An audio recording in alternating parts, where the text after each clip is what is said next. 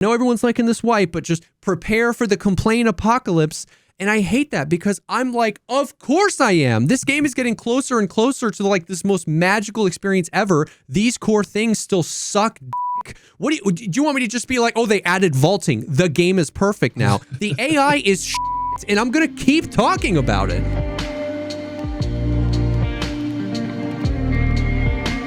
Before we hop in, I want to take a quick second and thank HelloFresh for sponsoring this episode of the podcast. HelloFresh can help you start your new year deliciously with meals like the Mushu pork bowls or the smothered pepper jack burgers, which are some that I've had recently that I've really enjoyed. You can use code PODCASTFREE for free breakfast for life at HelloFresh.com/podcastfree. That is one breakfast item per box as long as your subscription is active. Thank you so much to HelloFresh for sponsoring this episode.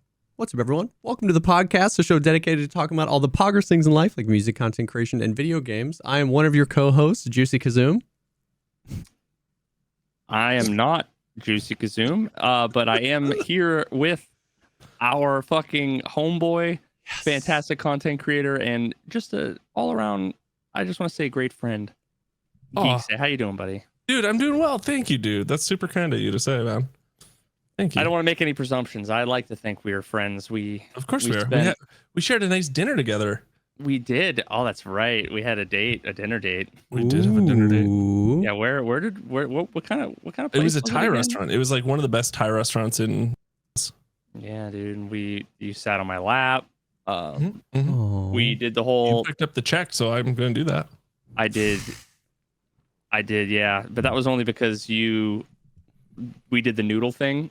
Oh, you did the Lady and the Tramp noodle thing, and I wasn't there. He was the lady, and I was the tramp, if you know what I mean. I felt so bad for you, Jesse. You had to leave at like 4 or 5 a.m. and we partied. Oh my pretty God. hard that night. Okay, so that was that night. Yeah. So what we're talking about for the listeners is TwitchCon, which was when the three of us most recently saw each other, which was such a blast. I forgot. Me and Adam just stayed up all night. Literally, we were out at the casino till like 4 a.m. because our flight was at like 5. That was such a mistake. I don't want to leave that early next time. That was sad. Oh. No, the best thing was like leaving at like 11 p.m. or whatever. Yeah. On the next day. Because then I could like get in at like 6 in the morning. I could like sleep overnight and just like reset. Oh, yeah. And, yeah, it was pretty good. Well, dude, Geeks, how are you doing? We this is our first ever repeat guest. We had you on the podcast. We were just talking beforehand. Oh, I'm the first two-time? Wait, we already had him on here? Yeah. Get the fuck out of here. Right? Get out of here. I was saying, though, I was telling a story about how I was saying it earlier and I didn't know we were alive, so I'll tell it again, though. You guys got to tell people that. Is that the last time I came on here, I was having camera issues and I was miserable. Yeah. So I just I didn't talk really. I was in a grumpy mood. So I'm excited to come back and hopefully that was an OG time though. That was probably your first. I was literally, dude, episode 32. How did you nail that? Episode 32. Oh my God. Now I'm going to be bringing that energy because I just spent 9 hours having no fun playing Arena, dude. 9 hours. And I swear to God, I had no fun. Why were you playing Arena? It's all because regular Tarkov is boring and Arena is actually fun unless you're stuck using a dog shit kit. Yeah. So like literally the first couple hours I was using there's a kit that has it's a pump action shotgun with AP 20, which you'd think would be like poggers, except like for some reason it's just broken. AP 20 just doesn't. First of all, it shoots like this. So like if you're actually shooting from far away, you need to aim at their waist if you want to hit a headshot. But there's something about that kit that makes it so that the Risti, Vulcan, and Alton guys are the only people you see, even though there's only one of them on a team of 5. They're the only people you see, and you just go boom, and they're just, and you just get fucking mowed down. Have you played Arena since it launched, Geeks? We No, played I at played TwitchCon, yeah, which we is played like at TwitchCon, and that's what I've played. Yeah, that's what I played.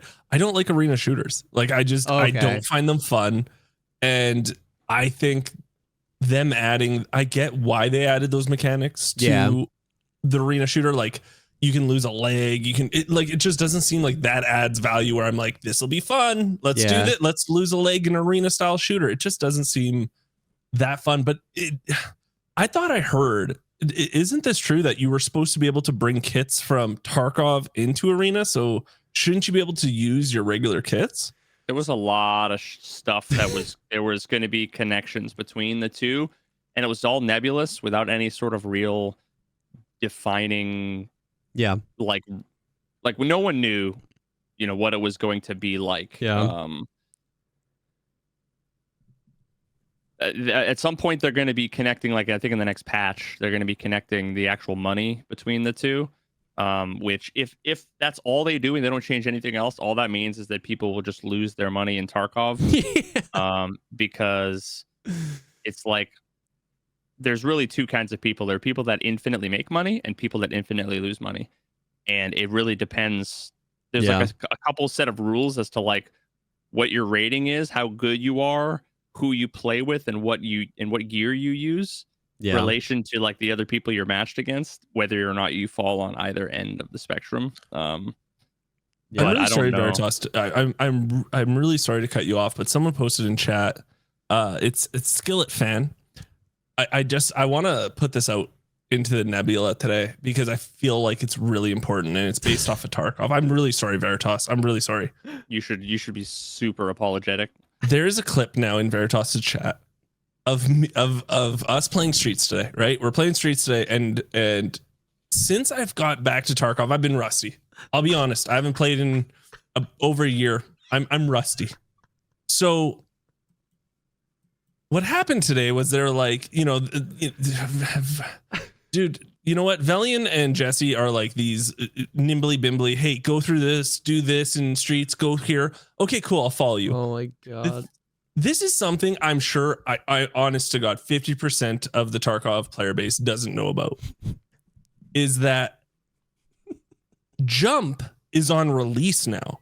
I didn't know that. I changed vaulting to another button, but I didn't know that jumps on release. So they were like, hey, jump through this window or you're going to hit a mine. Yeah. So I'm like, okay. Sounds good. This should be easy. And my jumps have always felt off, but it was like enough of a lead up that I'm like, I got this. Dude. I'm so choked that I didn't know that. I'm so happy. Dude, I was dying, dude. I was freaking dying. And the audio is just literally Velian being like, you have to jump though, or else you're gonna hit a mine. But be honest. It was in the patch notes, okay, but I didn't read the patch notes. I'm sorry. How am I supposed to know that it's on release and not press? That is that's how you know. You jump off into some claymores and then your friends go, "Oh, by the way." Bro, if you didn't read that very specific patch note, you're not hardcore. Issue. You are bad. You should feel sorry and you should be ashamed. But here's the thing. It's still like it messed me up because I was still jumping, obviously, right? This whole time that I've been playing for like, I've played like 60, 70 hours now or whatever it is. You're just jumping with a delay. Like everything I was jumping else with a delay. That's what it was. And I thought what was happening was back in the day, you used to have to be like, okay, you jump at this right time and then you'll get the super jump. If you don't press the button, you get a wussy jump, right? Yeah. So I was like, okay, I'm just doing some wussy jumps right now constantly. Yeah. Dude, I was livid. I was livid when I found that out. And I would this is just a public service announcement for everyone listening to this. I know, you know what? I'm saving at least 4 people right now. Go into your settings, check out what jump is, and I guarantee you it's still on release. The amount of people press in all 3 of our chats after that clip happened that went, wait, is that why my jump feels weird? Yes. Yes, right? Oh my God. It's incredible how many people, like only in Escape from Tarkov does something feel bad and you just assume it's part of the game? Yeah. But how could you change something so important? So meaningful. So meaningful, hasn't been changed. That's Anyways, a funny. it's public service announcement. That's an interesting segue into Tarkov, because obviously, like so for people that don't know, Geeks is like an OG to Tarkov. You've been playing Tarkov longer than I. Like when I started playing Tarkov, I was watching you and Veritas and the team and all these people. So like you're an OG. You took about a year off. We'll talk about that later, but. Interesting, that conversation that we just had about that clip is an interesting segue into, we've talked before about how like weird and arbitrary a lot of the changes are and how like bad the game is at communicating those things, but we talk about it through the lens of like, I obviously play this game 6 days a week. We talk about it all the time on the podcast. I read every single patch note. What's it like taking the break and then coming back? Because you were also that guy that lived and breathed Tarkov as well. But now you're back not having lived and breathed it for a year, and you're not a new player, but you're seeing some of those experiences where like these changes sometimes just hit you in the face and you're like, what the hell? I'm seeing the past year of updates. I would say the past year I haven't really researched anything or done much. So it's like the past year of updates have been like, all the new stuff that's come. So it's mostly good though, right? Like I told you today, I was saying this today, how yesterday in the shower where I have all my best thoughts, I was like, why isn't it you can just click on like say your head and it'll show you all your helmets? And maybe I thought I saw that and like maybe it was already in my head that I saw it or something, but I was like, this would be a brilliant idea. And then today I tried it and I was like, oh, it's in there. Okay, smart. Now the buddy system, the grouping system is awesome. Love that new addition. I like the fact that you can't go into a scav raid when you're the first person to die or something. Yeah. Still kind of ridiculous, but you know what? It's better than nothing. I love it. It's good. The other thing that has been huge is preset system. So, your entire kit preset system, but it doesn't really like the only time I use it now is for balaclava and then this med. And then, you know what I mean? Like, I guess once it gets to end game and we're using only this, I'm only using this gun and this kit and this is what I use. Then it would become a lot better, but I don't think a ton of people are going to be using that. So is that what you're using? Because I haven't really played the game since they've had the new preset system, but I always figured if I was going to use the preset system as it was, that it would probably be like I would have like helmet, headphones, headphones, like rig, meds, and then like almost like a shell, and then it would just be use whatever gun and ammo and whatever I have, right? But it was almost always in my head. It was going to be the armor, headphones, utility, the things that I would use every time that are like interchangeable. But here's the thing, Veritas, you have to remember that you're a player that could consistently get that stuff, right? Like I would say 70% of the community is just using what they find. It's a survival game, so you are only using like scraps or here. You know what I mean? So like for the community, I think where it really does come into effect, though, when I was really thinking about who does this help out, in all honesty, it does help out the casuals, right? Because if you think about it, I did a big YouTube rant video on this, and we can get into it in a bit. How I still think in 2024 Tarkov doesn't value players' time, and that's my biggest gripe about it. But I think what it will do is say you are, daddy 6 kids like Jesse, right? You have 6 kids, you have a normal 9-to-5 job. You might have an hour or two to play a night. What would be good is if you set up, like you buy like say 4 things worth of kits, right? You buy everything and then you can just consistently, like you get a raid, you die, boom, it's there. Boom, it's there. So you're doing everything at the beginning, and then you're trying to put way less downtime in the in between. That's interesting. I definitely agree that like it's one of those things. Like I can't remember. It was literally just before the podcast.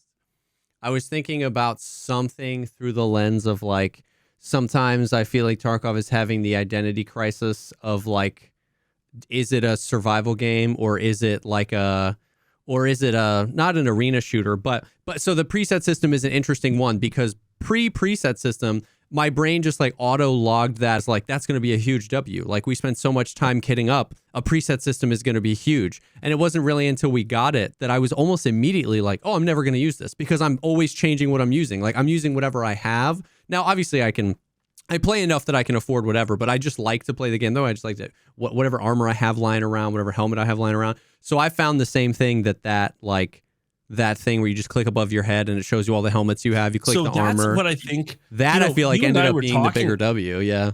Yeah. Me and you were talking about this probably 2 years ago, even like preset system is something we were like, we thought we were, I wish we could just do a preset. But what we really wanted was just the click of the above to be able to boom, boom, boom, boom. Yep. Right. Because I actually feel like I could kit up that way faster than using the preset system. Because you have to like preset, then you have to hit open, and then it's treated like a weapon preset where you have to click assemble, and it's like, well, you don't have these things. Do you want to buy them? And then I have to click yes, and then you purchase, and then you go back to the preset system, and then you hit equip again. And in that many clicks, I could just click head, you like ears, sword and armor, defender, and then I'm almost there. You know what's really funny is like these quality of lives that I'm talking about for the past year have been unreal. Like I'm super happy about them. Super happy Tarkov's doing this. Yet they still refuse to do basic stuff. And I'm sure we'll get into the armor system for sure. But like, why can't we just have a map in game?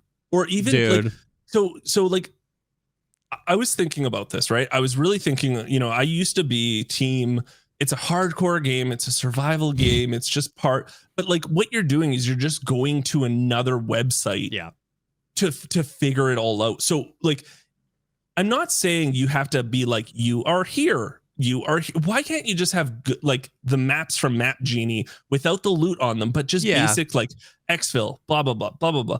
Just like, and then be actual good maps instead of it being like, I need to take a university course to know like all this map stuff. You know what I mean? For sure. Like does adding a map, here's a question to you guys. Does adding a good Map Genie map like Map Genie that, you know, you sync, say it's 30,000 rubles, say it's some sort of money sync, that it's an actual good map that's like, you know, you can read, it's easy to follow along with. Does that diminish what Tarkov is? No, but you're asking the wrong question. So Okay. they have so many things that they want to work on and need to work on. The question is, do they implement something that somebody else has already done for free for them that everybody already uses? Or do they just build something else? Well, yes, because it's just a map. I'm not saying you have to implement where the loot is. No, I know. I'm saying like, it's the same thing as like the wiki. Like, do they implement a fucking tutorial? Do they implement useful stats that teach you X and Y? Do they implement all these other things? They're kind of motivated not to because other people are already doing it for them for free. Yeah. So they don't have to do the maps. They would much rather work on vaulting or work on these 3 bug fixes or work on these other features, you know, a new map or whatever. They're just not. They just don't have the motivation. Not motivated. Somebody else already did it. Yeah, because I agree. They did it. I agree. It would be a W. Like to your question, I don't think it would diminish from the game. I think it would because that type of stuff is knowledge that you grow in and then increasingly rely on the thing less and less, right? Like the more you know a map, the less you rely on a map. So it's not. I don't think it would ruin anything. But yeah, I think it's like the community. It's one of those just like. It just like black hole formed into this weird thing where the community does so many things, the wiki, the maps, the Tarkov market website. And so the motivation to fix those gripes diminishes because they're like, oh, we'll do that later. No, they must have stats where they're like, okay, this amount of players play for this amount of hours and just quit the game. They have to have those stats and see that because I had people when I was making a big rant about this in my chat, there's a bunch of people that came and it's like, yeah, I bought the game for my friend. Someone bought it for 5 of their friends and none of them played it again.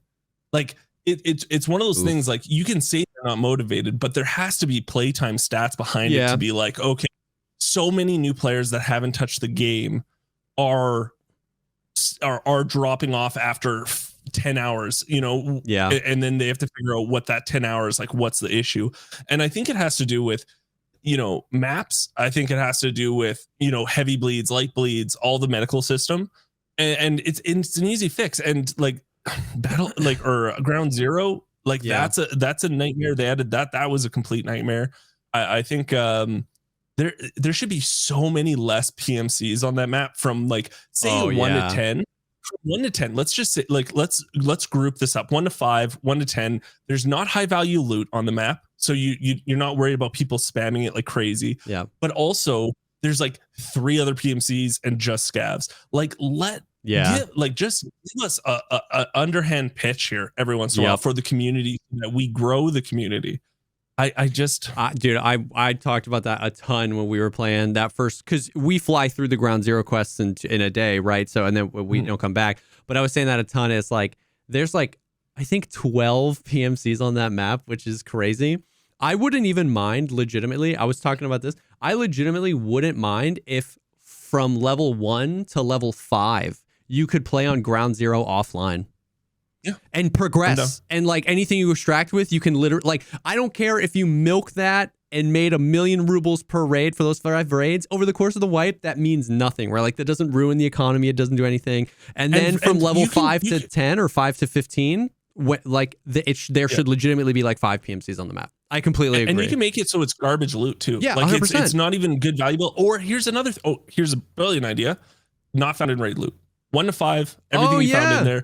Not found in raid, so you can't sell it eventually on the flea market. You can't do, you know what I mean? Like, but you can use it for your hideout and use it. Just give them a slow pitch, guys. Like, let us have a slow pitch. Yeah, I completely Veritas agree. Smiling, yeah, you mother effer. Slow pitch me, daddy. Slow pitch me, daddy. I mean, yeah, dude, you're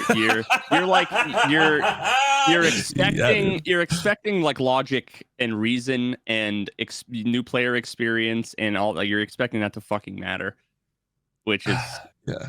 At the end of the day, it's not for everyone. That's where your mistake is, but you expect any of this to make any sense, any of it to fucking matter. Yeah, I mean, if it were up to me, I would make the maps that we've had from the beginning. Like, I think the right way would be to make those maps. First of all, they would need to like update them and create the paper map. Yeah. Because, they haven't updated the paper maps since they've expanded and whatever. And then all the, but so it needs to create them and keep them updated with all the expansions. And then on those maps, there should be markers in English or whatever your language is for all of the exfils. I would even like it if it showed you a little green fucking marker for where you infilled. Oh, that's a good idea. And I then, like that idea. And then all of the exfils for scavs and PMCs are all marked. Yeah. So that you can look at the map, and on a massive map, you know exactly where you are, where you started, and then from there, you can use the compass and or spatial awareness to figure out where you need to go to get to where you got to go. Points of interest should be marked. If there are quests, if Prapor wants you to go check this place, there should be a little fucking marker that gets added dynamically to your map. I'm so about the this traders stuff, should give you whenever you have a quest, your first quest on interchange. Fucking Ragman should go, hey man, here's the interchange map. I want you to go check out X, Y, and Z, and there are 3 little X's on your fucking map. Like it doesn't have to show your location moving. It doesn't need to be like dynamic. It doesn't need to be like that. Showing where you infilled and where all of the exfills are. Yep. I would love to have to pull out the map and go, compass north. Well, I need to go this way west, and exactly. okay, or like you said, points of interest. So like you see like Ulta or you see Ollie, so like that kind of stuff. So it doesn't have to dynamically update where you are, but you can see that your quest marker is near Ollie on the map, and then you just look up and you're like, oh, I see Ollie, I'm close. Yep. You know what I mean? Like that. It still puts you in the, like, it's still Tarkov. It puts you in the vulnerable position to open your map and have to be safe enough to do that. But it's infinitely better. And it's not a hard sell because it's it's hard. It requires you do a bunch of work. Yeah. You put yourself at risk, and but But again, like, the reason why they don't do that is not for any reason other than people already made maps. So like they don't need to do that because people will just open up a tab with rich maps and they can just fucking forget about that until maybe later. The other thing I think is it's easy for us to armchair dev. Like I always say that, you know, but I think this is stuff that's easy enough to implement, and the quality of life feature for us would be minuscule, but for players, for new players, ginormous. And I think it shows you the way the three of us are, especially, is we're for the new players, we're for the players, we're not thinking about only ourselves.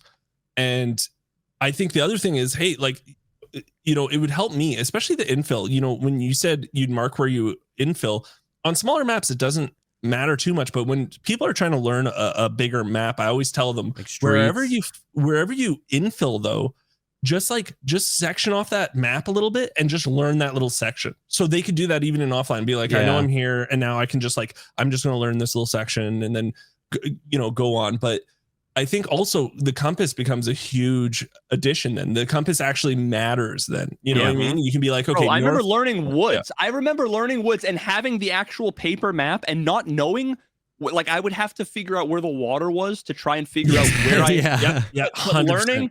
It was because it was either you spawned on the right side of the U or the left side of the U, and it was you go this way or you go that way, and that took a while, and none of the exfills were marked there, and I don't even think there was like there were no interactive maps like we had today, and that was like one of my favorite, most formative like eras of Tarkov was learning a map that way.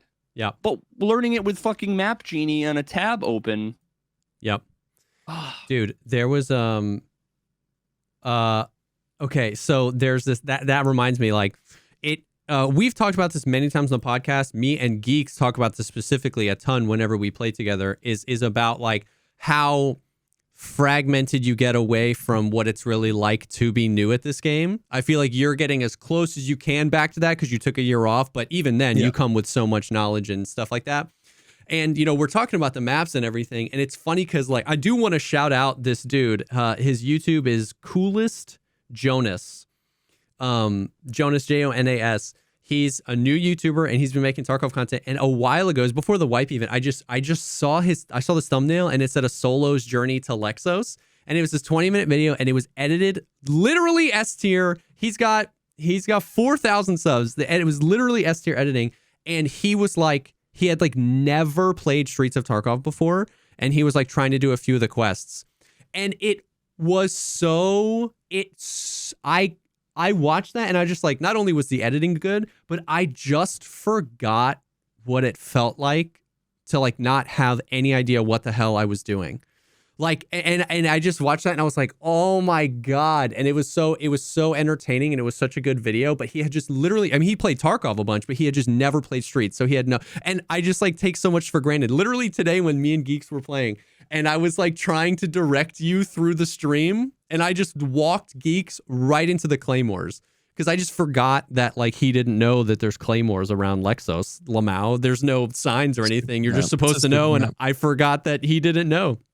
And so stuff like this, where like, you know, like a rich map system, and that facilitates a better experience for people who are just like meandering around the maps. And this wipe, I mean, has definitely brought a lot of that back, because this wipe has been a big and influential enough wipe that you got, you know, anytime you've got your summits and your shrouds playing consistently, there's always going to be a huge uptick in new players, right? Because these, you know, I mean, these guys pulling down 50, 60,000 viewers, there's always going to be. And so I've noticed an uptick in my chat of like, yo, you know, any tips for this? Any tips for this? Like, how do you learn?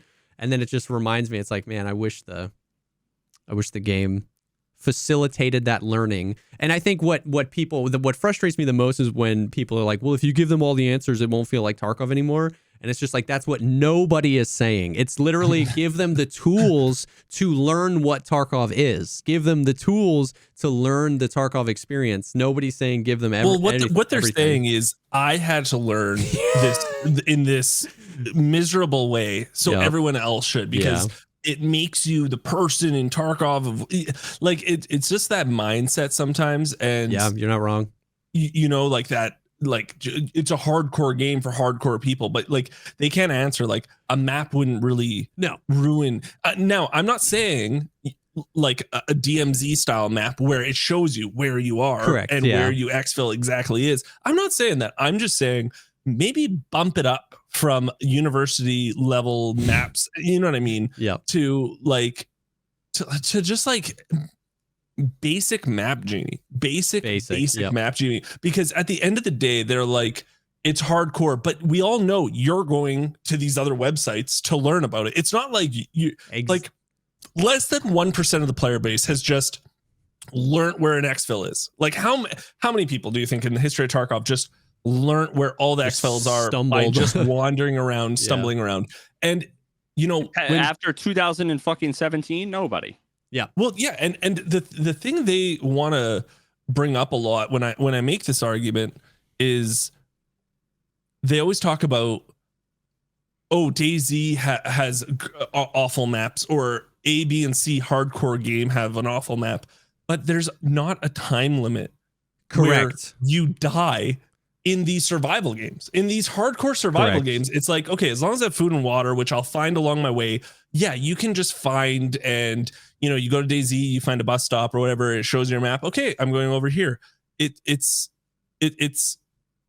very different when you are placed under a 40-minute, 50-minute time limit 100%. Or you die. And you know you're 18 feet away from another player. Like in DayZ, you could go hours without running into another player. You know what I mean? Like, and DayZ actually like marks everything. They mark all their roads with street signs, and the maps have all of those. Like the maps have the name of the roads, so you can reverse engineer where you are. The Tarkov maps don't do that. And I think the point you were about to make, I agree with so much, is like, it's, if a game wants you to discover something on your own, that's one thing, but it's not hard. Like if I need X piece of information, and the two ways I go about it are the game provides me a way to figure out X piece of information, or I go on my other monitor and go to www.com/escape from Tarkov wiki, blah, blah, blah, and then I get that piece of information. That's not more hardcore. It's like adding extra steps between the information like that is not more hardcore. It's not more realistic. It's not more anything. So why not give it? If there's other things that the game wants you to discover, like it can create ways to do that, but you're going to get the information anyway. And I don't think any serious people like that are worth listening to are making that argument that it's more hardcore, like that's more Tarkov. Like, correct. Sure, we had to live through that, but you know, like we had to live through X, so everybody else should. But it's also, the game is 1,000 million trillion times more complicated now than it was then. So us learning with 2 Deadly Slob tutorial videos and nothing else was infinitely less than you have to learn today if you start from scratch and just play the game. You need the wiki, and you need MapQuest, and you need 27 fucking tutorial videos. And the problem is because you need all of those things, content creators and I guess just content creators in general, including the people who make the maps and the people who make the wiki. Yeah.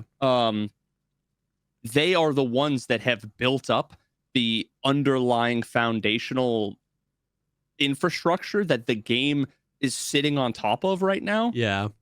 That BSG can just kind of out of sight, out of mind ignore and continue working on other shit without having to think about it. There's no reason why, like, no one is reasoning their way out of, in or out of the, like, why should these things exist or why shouldn't they exist? Yeah. They don't exist because they don't need to exist, because they exist elsewhere so that BSG can just think about other shit. There's no one is trying to like rebut that these things belong in the game. Everybody agrees with you. BSG just doesn't have to do it because someone else did. And I think the other thing is all three of us have all, you know, gotten a lot from them not telling anyone anything.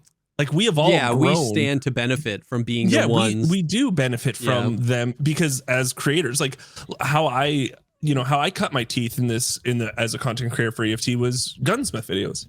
There was gunsmith videos done, but I thought, okay, how would I want them done? How would I make sense of these? Okay, I'll do them that way. And people liked them, people enjoyed them. And then that's how I, like, if they told you need this, I wouldn't probably make a video because it's right there in front of you. Yeah. So I am, from them not doing that, I'm gaining a lot from it, which is awesome. But at the same time, same thing with new player guides and everything. Everything we do it's because they didn't do enough. So it is kind of a win-win. You're right. Yeah. But at the end of the day, I for as many people as we have helped, I'm sure there's more than like 10 times that just watched something, didn't understand it. The game didn't really show it or explain it. They didn't understand it, and they just quit. And they bailed. Yeah. Yeah. So as much as it does help me, I'm not denying 2 million beginner guide video, right? Like my YouTube video, 2 million views I got from it because I hit it at the right time. It was right before drops. I benefited so much. But at the same time, how much would I benefited if I made different videos too, but that player base stuck around, so it was an even more popular game too at the same time. I see what you're saying for sure. It's interesting for sure. I mean, it's the reality is why I don't expect to see these things for a while because of that. I feel like Veritas said, they probably relegated any of these things they want to do to like after or with 1.0, which who knows when the hell that's going to be, some nebulous point, because they don't really need to. But it is interesting. It's been fascinating to see like there's a lot more new player energy with this wipe just because of how many like how big of a deal it was. So yeah, definitely interesting things and stuff like, and it's funny because none of this is stuff that's new, right? Like you and me had talked about this, Geeks, back when we were playing together a year ago, 18 months ago. And so you coming back and being like, I can understand you coming back and being like, damn, this stuff still isn't in the game. You know what I mean? Like, come on. But other than that, like, how have you been feeling about this wipe? Like some of these big changes that have happened, coming back and seeing it, because, there was a lot of excitement about a lot of these things because they gave us roadmaps and stuff, but you just kind of came in not knowing.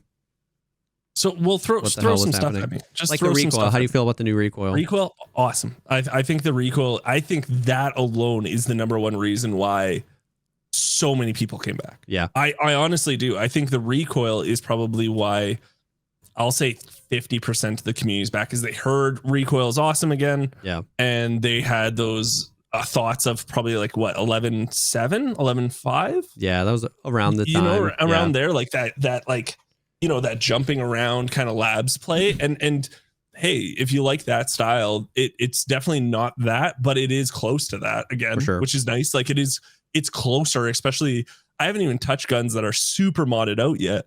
So I can only imagine what those are like, right? It's funny because some of those people, like those people you think of when you think of the jump around labs, some of those people are the ones least happy with the recoil change. Now, I would say most of them in general enjoy it, but like a lot of like the Mutant and the RD704, which were the two like, meta guns, they're some of the least fun to shoot right now. I know. I noticed that when I built an AKM. I was like, why is 7.62 the one that is awful? But I mean, by and large, everybody enjoys the recoil change, and that's been another weirdly back alley new player experience change, because it just doesn't feel like absolute dog water to find a gun in raid, pick it up, and go to shoot it. You know what I mean? Like it actually feels good. I think what it is, it's more familiar now. The gunplay is way more familiar now for them playing. They're used to playing game A, and even though it's a hardcore game and it does have way more recoil, it still feels like game A to them, kind of, right? They get the idea of my first few shots don't go to the ceiling and then level out, right? So I think that is making players really enjoy themselves. Now, we were just talking about player experience, things being a little convoluted, ammo, not knowing what ammo does. Like that's a huge one. Maps, but like let's dive in. I don't know. Did you guys last week talk about armor?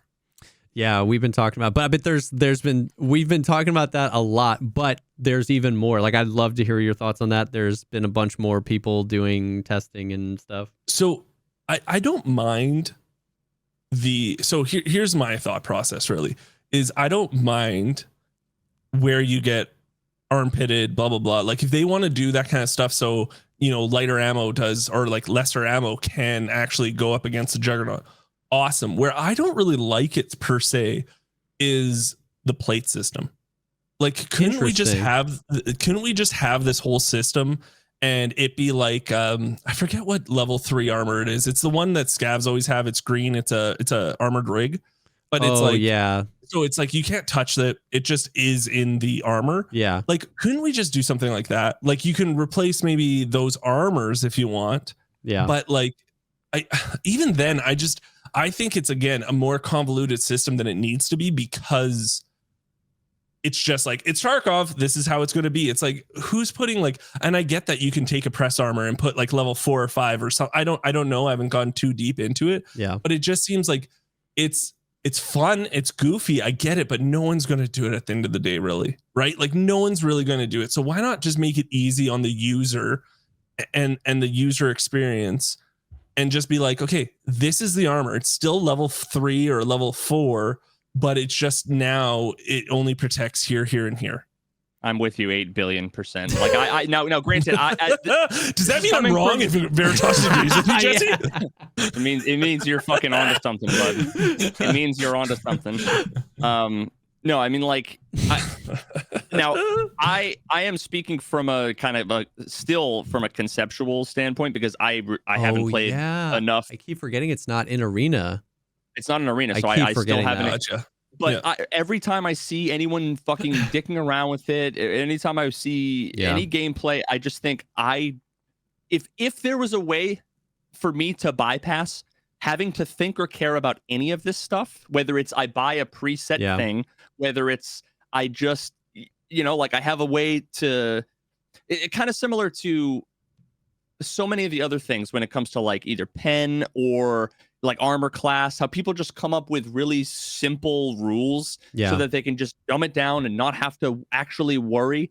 Yeah. That's the way that like I think about this, where it's like I just want to simplify it as much as possible. Like, if I can have one transaction or one choice where I get a thing and that thing means one thing, it doesn't mean it's not this thing that has 800 variables inside of it and question marks that I have to consider every single. Just way too. Yeah. It's like you ever play Gran Turismo 3? Anybody ever play Gran Turismo 3 back in the day? Oh yeah. Sorry. Some of these like racing games, right? Some people love to they want to tune the gear ratios and the spring tension and the fucking front brake versus rear brake differential slip settings and blah and like I never got that far into it unless I wanted to pull wheelies with the fucking Pikes Peak Suzuki. I never fucked with any custom settings. I want to get in a car, see the car has steering, speed, brakes, and see a couple of, and that's all I want. To be more granular than that, it's too much for me. If I'm going to do that, I want to go play something else, right? I'm going to go play my sim rig and I want to fucking, or I want to go out and buy a real car and do it in real life where it fucking matters. I don't want to get that granular in a game like Tarkov when the time to kill is 1 to 3 shots, no matter what. And this is what I was talking about. This is what I was thinking about earlier when I was talking about the identity crisis of Tarkov, because or like what sometimes it feels like the features of the game. It's like, I just want to be like, what game do you want to make? Like, what game are we making here? Because sometimes I feel like these features, because I think like on paper, I really love the armor system. On paper, I love the idea of swapping out plates. On paper, I love the idea of like armor really only covering where it's physical. I think my question to people, and I say that to say like anybody that is enjoying this system or really likes this system, I understand it. What I've been shifting my conversation when I'm talking to people in chat or when I'm talking to people that disagree with me more to like, what is the result? What is the meaningful behavior? Because to what you were saying, like getting that granular in games can be really, really fun. And so you think about like a game like Diablo, where getting that granular is super fun. Like what synergy? That's the whole point. What synergies do I want my gear to have? What stats? I want crit over this because this is my build and this is what I'm focused on. Those are meaningful changes that are consistent and can't be taken away from you. And so you want to invest that time and energy. And so I've been asking questions like that where I'm like, okay, have you been in Tarkov spending additional time in your stash, min-maxing your plates? Have you been, are you going on the flea market to buy this rig because it's got class 3 air mid and it's got neck protection and it's got shoulder protection? And then are you buying this armor, taking the class 6 plates out and doing this? Because that sounds really cool and really fun. But then apply it to Tarkov and ask them, are you doing that? No. Why? Well, because I'm going to get one tap by Yeah. There we are. I think the system is great. I think this system in another game makes a lot of sense. And once again, I'm not saying I'm right here. I'm not saying I'm God and I have the perfect. If you love this system and love getting one tap from scavs, dude, the Tarkov is your game right now. Hell yeah. But that's what I'm saying is like, we give the granularity and all these choices, but really you, Timmy Slayer 69 playing the game, do you feel like those choices are meaningful and do you feel incentivized to take the additional time? Because if the answer is no, then what the hell are we doing? But we wouldn't see how many times it saves you. Like it might save you 10% of the time. But when you're playing the game, you're feeling like 100% of the time it doesn't matter. Right? Like, so like it could be saying something, but where I'm at is still have the plates, but why can't they just be built in? Like, is it really worth it that you're like your point, you're changing? Like, is it? I understand. I asked that question earlier. I was like, how many of you guys are changing plates out? And so many people are like, exactly. Like, yeah, like do we want to be swap? Like, let's take it to the nth degree. Do we want to swap out firing pins? And do we want to have 75 trigger mechanism pin bolt screws? Do we want like 6 different versions of gun lube and this one has different stats than this one? Yeah. How granular do we really want to get with the systems? Yeah. How granular is meaningful and does it provide you agency? Does it provide meaningful gameplay? But like, and it was an interesting way that you posed that, in that I think it'd be really cool in a game where you don't lose your shit. Yes. To really min-max, what is the optimal? Okay, 100%. I really like having class 4 here. I was going to say the same exact thing. Imagine like your speed was like double if you had class 3 versus class 6. Yeah. Then it would be like, it's a meaningful difference, right? I want to be like marathon lightweight, I want to be really nimble. I want to be really quick, and I'm cool having a gun that maybe doesn't do as much damage but has a high rate of fire, and you really can kind of craft exactly the build that you want. But as soon as that much thought goes into something as ephemeral as it can last 4 seconds and you might never use it, it suddenly is like, why? How granular do you want to get? That's exactly what I was going to say, is that that's circling back around to what I started with, the identity crisis. What game is this system for? Because this system feels perfect for a game where you don't lose your stuff when you die. A game like Diablo, a game that's about dying 1,000 times and making 1,000 micro adjustments to your kit and then finding the build that makes you feel like a god. In that game, dying and making those adjustments it's the thing, and that's fun. And in a game like Tarkov that's all offline, where you get one tap to the scav and you're like, oh god, maybe I need neck protection, pop, and then you run the raid again, that makes sense. But in a game where you lose stuff, and in a game that prides itself, and this is what I find fascinating, is that sometimes the things that the like hardcore Tarkov Andes pride themselves on conflict with each other, where it's like, okay, well, are you really going to do that? And it's like, well, yes, of course I'm going to do that because I play and I have all this money, blah, blah, blah, blah, blah, blah, blah. And then if you ask them like, oh man, is there too much like loot and Bitcoin laying around? They'll go, yeah, man, there's way too much loot. Back in my day, we had to struggle for everything. So they're like, okay, well, if there was no loot and you couldn't make any money, would you still be maxing your plates if you didn't have any money to do it? And it's like, oh, wait, you know what I mean? It's like, so these things are just fascinating. And it's like, what game are we making this system for? But you're talking about coming around full circle. We came around full circle to the beginning where we talked about, what kind of presets are you using, right? Like, this system is for 5% of the player base. Yeah.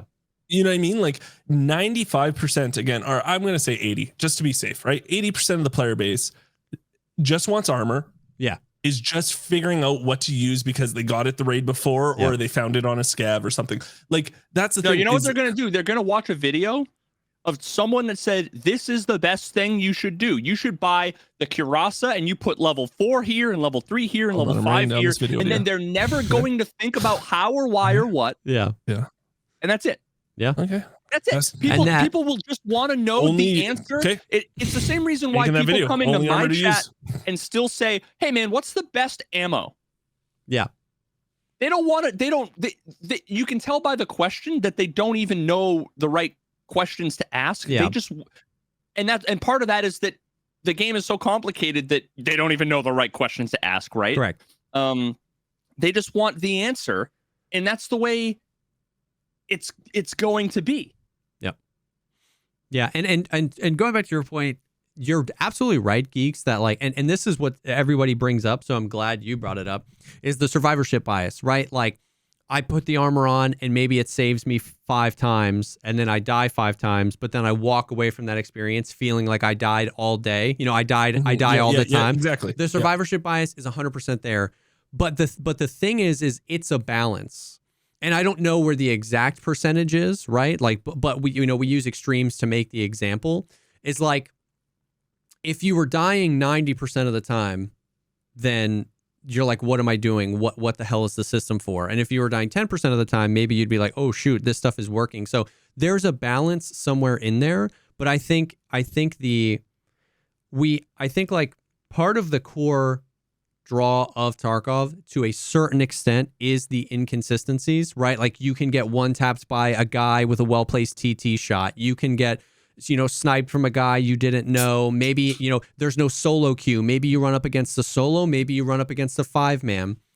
But I think that running away with that and saying every single thing in the game should be inconsistent. Sometimes your gun shoots, sometimes it jams. Sometimes the scavs don't see you, even though you're literally chest bumping them. Sometimes they one-tap you from 500 meters away. Sometimes BP pens an Alton, sometimes BP doesn't pen an Alton. Sometimes you get shot in the armpit. Sometimes, all I'm saying is, like, there's a point where the inconsistencies get too much that there's no incentive for the player to engage in any of the systems anymore, because every single one of them, it feels powerless. Like, the actual closest I got to like rage quitting stream was literally, it was like 3 days ago, and it was it? Yes. And the game, oh my God. I've never rage quit a stream before, and it was the closest I ever came. And it was because, like, the game teed me up for the exact experience the game wants me to have. My buddies died. I killed a player that killed my buddies. I was getting their loot, and I swear to God, completely unaggroed, I hear Kollontai, the new boss, just yell from the other side of the mall. And I go, yo, chat, is this Kollontai? So then I walk up and I get super thing. I open a door. There's a guard. He starts blasting me. I'm like, oh, shoot. I run back. I heal. I ditch my backpack. I'm taking right side peeks. I'm stimming. Like, I'm using every engagement like that where you think tactical, thing. Yeah. I'll do boom, one pushes, boom, throw an aid, boom. I kill all of them. I'm down to the last guard. I'm also doing a quest. There's a quest to kill him and turn in a baton. I peek a right side angle super tight. I'm using Velian's gun because my gun ran out of ammo. He's got a mutant with 7.62 BP, one of the best guns in the game, one of the best ammos in the game. Dude's running around the corner. 1, 2, 3, 4, 5, 6, 7 chest shots with his gun pointed straight up in the air. He shoots me once with SP5. And I died. The end screen says I got shot 3 times. Maybe it was a fragment. Maybe it was the triple bullet bug. And I was like, what? What am I doing? If doing everything right equals coin flip on if anything matters, then what's the incentive to do anything right? And that's where you get the new players don't understand how the labs chads just stim up and shift W around. And it's because they have 10,000 hours and they're like, nothing matters. It's a coin flip either way. So I'm just going to run at the fight. And they're like, how do you do that? And it's and I they was get just like an inherent advantage by doing that. Yeah, and I was like, and I wasn't mad that I died or did the quest. I play streets all day. I'm gonna run into Kollontai again. I was mad because it was like the game set me up for the perfect like trailer of what Escape from Tarkov could be. And in that moment, I often don't. So I'm not tooting my own horn. I make mistakes all the time. I literally, half of my brand was my Lessons from Beyond the Grave videos talking about when I mess up. In that instance, I didn't mess up. I played it perfectly. And the game just said, was it a bot that killed sucks you? to be you. Yeah, it was the last Kollontai guard. Yeah. But it's just like Killa, like, right?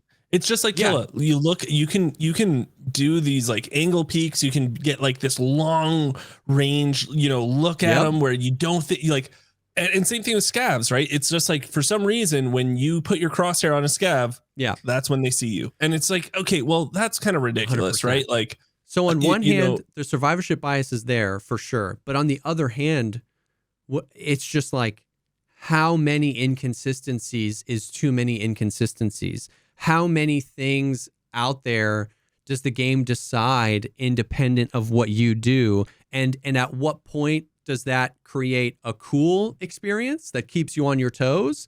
And at what point has it gone too far to an experience that actively de-incentivizes its player base to engage with the systems? And that's the big question I have about the armor right now is practically at the end of the day, no matter how cool you think the system is it incentivizing you to engage with that system or de-incentivizing you to engage with that system? What you described there is such an important like meta emergent, God, I can't say this without it sounding like crazy. What you're describing is, oh fuck, I'm not gonna be able to articulate it. It's so important what you just described as how the game can be so close and so far away. Yeah. And what's so sad is how far I think anybody close to making decisions about what Tarkov is or should be or anything, I have no confidence that they would recognize the importance of what you were communicating with what you were just saying. Yeah. Yeah, I can't put it any other way. I'm with you 1,000%. And what's so sad is I don't think anyone from BSG is like 3% of the way to really getting what you just put down. But I do want to. I want to take a little handbrake here. Speaking of cars, like put it into Gran Turismo 3 terms. I don't want this to be a bitch fest. Also, I do want to say I came this back. Is my bitch fest, and I'll bitch if I want to. All right. So listen. I came back, and there's a reason it sucked me back in again. For sure. I came back, and the first. Okay, I will say this: the first. The day after wipe, I did quit after 2 raids because it disconnected me, and then I couldn't log into the even the launcher. Yeah. So I was like, well, I guess it means not to play. Then the next day, I got massive desync where I shot at a guy, hit him 3 times. It said I hit him 0. I was pretty bummed. But at the end of the day, the game is really special. Coming back was like a warm blanket. It was so nice. It was just I miss Tarkov. I miss this. I really did miss Tarkov. It just had I think the reason, we're saying the issues right now is that all 3 of us are so passionate for sure and just see what this could be. We in our heads, we're like, oh, and again, it's armchair deving being just press button CD and E and you'll be good to go and it'll be amazing. But I think it's just because the game is so amazing that it has everything we want in it, right? There is a lot of times when I was playing DMZ that I was like, man, I wish it had this. I wish it had this. Listen, you don't need to listen. You don't need to justify. Okay, we're armchair deving, and it's we're right and they're wrong. Someone needs to armchair dev No, I see what you But, mean. I just want to be positive because sure. it like, you know, this is my only time on stream or on your podcast. So I do want to make sure, like, This is your second time. Second, but this is my only, like, this will be my only time for another, what? So 3 years. 32, what episode are we on? 187. So I got another 154 to go for the next you know, time to come on. So I love this game. I really do love this game. And I think, you know, for the past year coming back, there has been a lot of changes that I'm like, this is awesome. It feels a lot better. The shoreline changes were so good. You know, I can go in, we talked about it today on stream, you know, Jesse and I were playing on stream today. We can go in on how I don't quite understand how they haven't figured out spawns. I just, in my head, it doesn't make sense at all. Like how the spawns can be this atrocious, but they are. So here we are, but I'm still going to die 2 seconds after spawn and still say, okay, guys, that happens. Because next time you might be the one that kills someone and you'll be like, oh, it sucks to be that guy. And then you're having a great time, right? Like, I completely agree with what you're saying. This is the greatest wipe of all time. Like, I'm still here. And this is an important thing. I'm glad you brought this up because this is an important thing. This is the greatest wipe potentially ever. I truly, like, we talked before, I've gushed over vaulting and how it's completely changed how you traverse. And it's literally my favorite update of the whole thing. The recoil is better. Streets is just getting better and better every wipe. The shoreline update is phenomenal. So many quality of life changes. But it's like, what you're saying, I think, is like, the hardest thing to do if you're going to create a special game is finding the right ingredients. Tarkov has all the right ingredients. They're just in super messed up quantities. Like, it's way too salty. There's not nearly enough freaking vinegar in it or whatever. But the important thing for me to, I guess, remind the viewers from time to time is that is why it's more frustrating.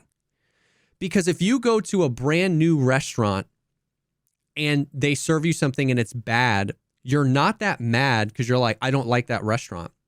When you go to your favorite restaurant that you only go to once a year, it's your favorite restaurant ever, and the service is terrible and they mess up your food, you're more mad about that because you're like, no, this is so good. This is normally so good. You bring your friend to the restaurant and you're embarrassed. That's what's happening. This is like, you're right. This is a special game. This is my favorite game of all time. And when new people come and I bring them to the restaurant, I'm embarrassed because I know it's so good, but it's too salty. It's too, like, why did you do that? And that's where it's at, where it's like, I've already seen this on Twitter where people, and I understand it, and I understand the Twitter game, and I understand the impression farm, but it makes me sad. People are like, hey, just so you know, everyone's going to start complaining in 2 weeks. Like, hey, I know everyone's liking this wipe, but just prepare for the complaint apocalypse. And I hate that because I'm like, of course I am. This game is getting closer and closer to like this most magical experience ever. These core things still suck dick. Do you want me to just be like, oh, they added vaulting. The game is perfect now. The AI is shit. And I'm going to keep talking about it because I want this game to be good. So it's like, I hate that. But I mean, and because I understand it, some people definitely complain for a living and I hate that. You know what I mean? But it's like, yeah, I'm right here, But it's like, of course, a month into a wipe, I'm going to be talking more about the faults than the things because I just spent the past month gushing over how amazing the recoil is and how amazing the vaulting is. But as I've been saying for literally 5 years now, you brought up the desync. You mentioned this on stream earlier today where you were like, man, it's still really bad. At the end of the day, in a shooter game where you're risking everything you have on you, if you can't trust what you see and you can't trust what you hear, it's not fun. So the vaulting is incredible. The recoil is incredible. The shoreline recoil is incredible. All this stuff is incredible. But if at the end of all that, we're running into 3.5 business day desync, people running up to us, all these audio bugs. Apparently there's an audio bug where if you slow creep on anything not covered in snow, it makes no audio. But if you slow creep on snow, it makes audio. It's like something with how the game is like saying this needs snow. There's some audio bug in there too. It's like, what are these people do? You want me to not complain to not worry about because the recoil is better. You know what I mean? It's like these are different things, and I complain not because I hate it, but because I love it. Because this is my favorite restaurant, and they messed up the pizza. They didn't put enough sauce.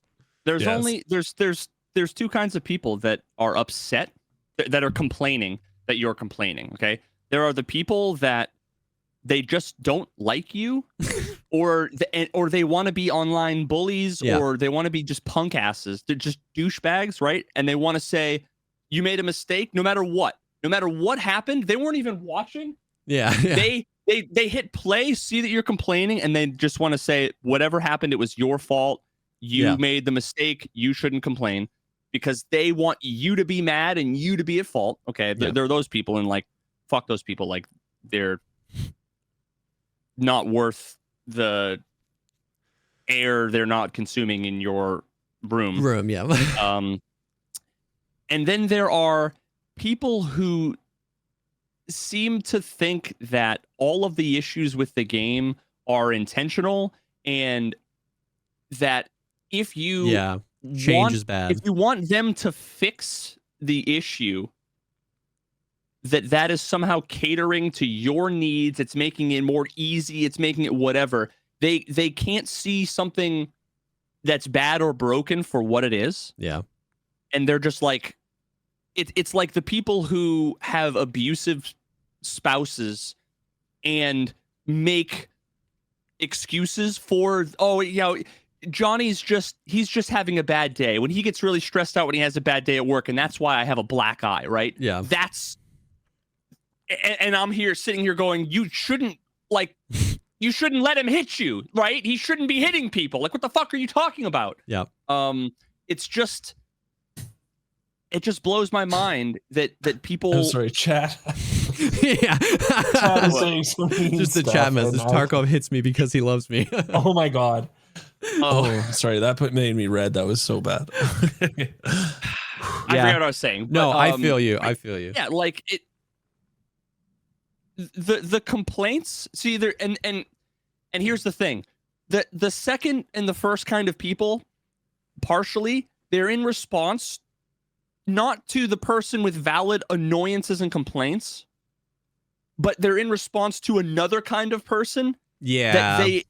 That is the kind of person that no matter what happens, that person was a cheater, or there was desync when there wasn't necessarily desync. It's like they have, and I know the kind of person that they're talking about, and to some extent, we are all a little bit of that person. Where something shitty happens and you instantly want to try to find some explanation. For sure, yeah.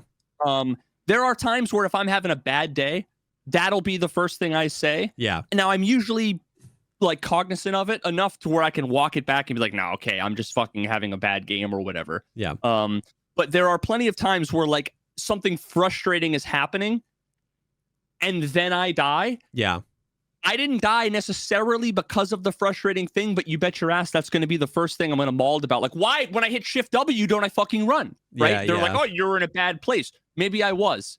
But if the game worked, I could run away and it would be a different thing, right?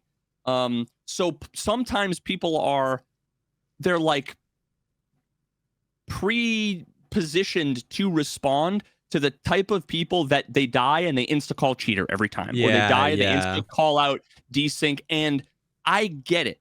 I get the annoyance and the frustration with like, it wasn't that, it was you. Yeah. But you really Speaking have of cheaters, though, you calling out cheaters. I'm sorry to end your rant there, but I do want to talk about the profile lookup. Have you seen that, Veritas? I haven't. All I've seen is now that's all that dominates Twitter is pictures of people with stats that everybody has now come to able to determine based on KD or number of raids survived. 100% cheater or not 100% cheater or whatever. And I just love it to see what they're wearing. Me too. Like you wait till the meta. Like the meta soon will be, I put all this stuff in my bag so you can't see what I'm wearing. Yeah. Right? Like I'm wearing a super big bag so you can't see what I'm wearing, or I don't have a bag on or something because I don't care about rubles, and I just wanted to hide my You gear just when I'm go using. into raid without half your shit and with like a butt stock without No. like Apparently, a stock that's not on the not on the that would buffer be tube. huge troll. Imagine using 7.62 gun. Okay, that's a great video idea. Well, that was one of the ones I saw. Was someone who died to a cheater. I forget who it was. Oh, you know what? It was Summit, who got like one tapped by a dude who had like a mutant with the red buffer tube with no stock on it, and the guy was just like one tapping everybody. And Summit was like talking to his chat and basically being like, yeah, why the fuck else would you have these kinds of stats, go into a raid without a fucking butt stock? And the answer is either you're cheating or you want to make it look like you're cheating. At which point now that's going to be a thing that is going to be popular enough that people are going to do it to where you now have to call into question whether or not it's actually sus or not. Yeah. No, what I'm talking about is the game apparently shows your loadout. So when you go to that profile page after you lose to that person, whatever you came in with is what it shows you that person's wearing in that raid. So what I want to do now, and this is going to be a hilarious thing, is I'm going to bring in like a garbage VP, like garbage 7.62 gun or garbage something, use the same ammo and just have a shit kit, drop it. And then in my backpack is my real kit where I'm juiced out. And they think I'm just like some random person that one tapped them with this like no like butt stock kind of. That's going to be hilarious. I can't wait for that. And people will do that. Like what Veritas is saying is the meta will be some people trying to convince make it look they'll like take their optic off and their butt stock off in their backpack, and as soon as they spawn in put it on the gun, and now you have a regular gun. Is it a fact that someone said no, it shows what they're wearing when you look them up? I don't know, to be honest with you. I don't know. I have to look that up to see, like, is it when they kill you? Is that what they're wearing? Because that's a lot of info, by the way. I don't think you should be able to see their kit. That's kind of that's like wild. I'm surprised more people haven't complained about that.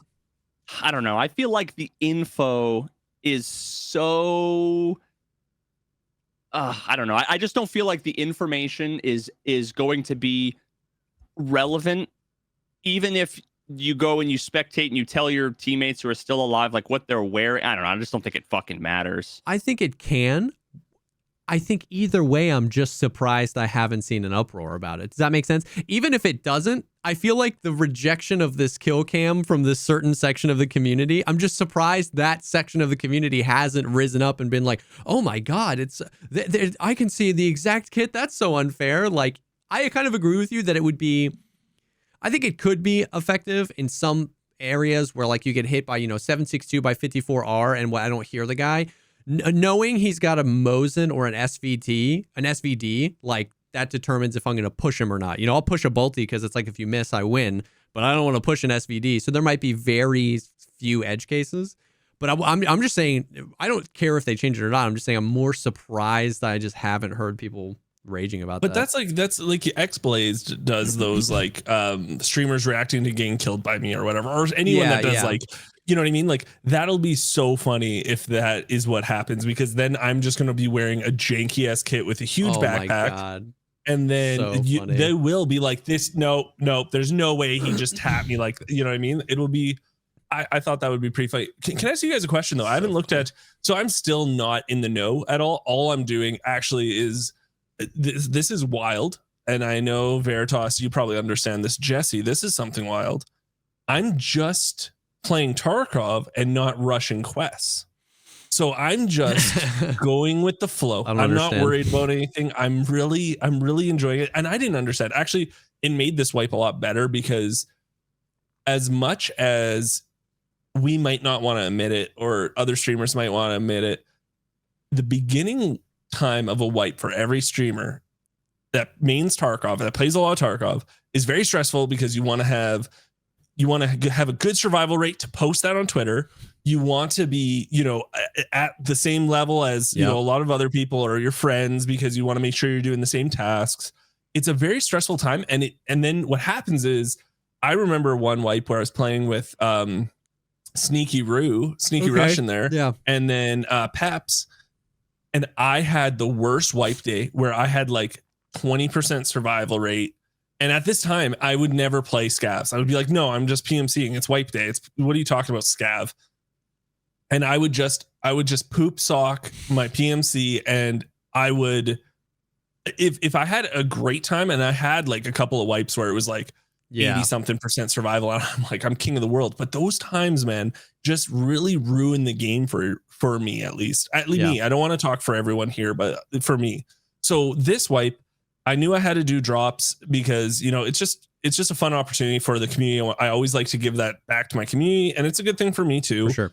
And I was playing with a sealable, had some fun at the end. Of course, you know, the last 4 hours are always like, you're tired, you're making mistakes. And then I had fun. Then I played with Genitals again, had fun a lot. And there was a day after that where it finally clicked. And I think it was because there were 12-hour streams that didn't click yet. But I did have like a 6-hour stream or a 5-hour stream where the time flew by. I was just doing what I wanted. I was just like, I was completing quests, but not like rushing them. Yeah. And that's when everything clicks and it just goes and you're just like, okay. But to be honest, right now, I am starting to get that fatigue of Tarkov. Like I am starting to get that it's, what is this? Like, what's happening here? Like, how did I die? Oh, that guy whipped around the corner. I saw him for literally 2 seconds, but he knew exactly where I was, but I know it's just desync kind of thing, right? Like, that is starting to happen. And it's not that I'm not loving the game right now. It's just, I can feel myself being like, I might have to take a break for a couple of streams, play something else for a bit, you know? Yeah. For sure. I feel you. I've been telling Veritas, like, cause I get a bloody nose. I'll be right back. Oh God. Be safe. Yeah. Be safe. I've been telling, that was just so random. I hope he's okay. I've been telling Veritas a lot that like I'm in the same boat. So it's like I rushed down max traders, but so last wipe was the first wipe I ever chose to not get Kappa. Like I was like, I don't want to do these stupid quests anymore. And I didn't even decide that till late. I legitimately stopped going for Kappa. I think I had 5 quests left. Oh, wow. I just wanted to do those 5 quests so little. It was like the guide, psycho sniper, just like the ones that just like, you know, the ones you don't want to finish to get the Kappa. But so I didn't decide that until late. This wipe day. Because last wipe, I was like, I'll take a wipe off getting Kappa. And next wipe looks like it's going to be so sick. I'm going to grind and I'm going to get Kappa. Wipe day. I was like, nope. I'm just going to get. All you wanted was traders. All I wanted was max traders. All you want. All you wanted was max traders. And that's why all day today on Shoreline, I didn't have a single quest. I had so much fun because I just didn't care. Yeah. I just didn't care. You know what I mean? Like, and it was, so I definitely feel that. And I also feel that's when our creativity really starts sparking, though, is like, okay, I'll make my own quests. I'll make my own challenges. I'll make my own, I need to do this in 12 hours, or I want to try to run this gun and see how it goes. Right. I think that's when the creative juices really start flowing for us content creators. Yeah. And, burnout is such a thing. And, after DMZ, I got scared shitless. I didn't know what to do. I was lost. And that's when I started really trying to figure out the creative juices. What am I doing? Where am I going? What's my content? Yep. In a nutshell. Yep. And how am I going to bring that to the next game that I'm really interested in playing? Yep. Before we move on, I want to take a quick second and thank BetterHelp for sponsoring this episode. We've worked with BetterHelp for a while now. It's 2024 now. It's the new year. And like we talked about before, a lot of times we get super focused. A lot of people get super focused on change. A lot of times that's just because it's a new year, and I don't know why we always think that, or we're just coming out of the holiday season and getting back to some normalcy. And therapy can be a great way to not only talk about it and get much more reasonable expectations for these huge pressures we put on ourselves early in the year, but also a great way to focus on the successes of things that we are doing. And so therapy can be a huge tool, especially around this time for a lot of people. For sure, man. Like speaking personally, if it wasn't for the accessibility of BetterHelp as a platform, I never would have actually committed with following through with any of the the struggles that I have dealing with the mental health stuff that are very real and far more common than people, I think, like to admit. and are arguably the most important things Yeah. in life.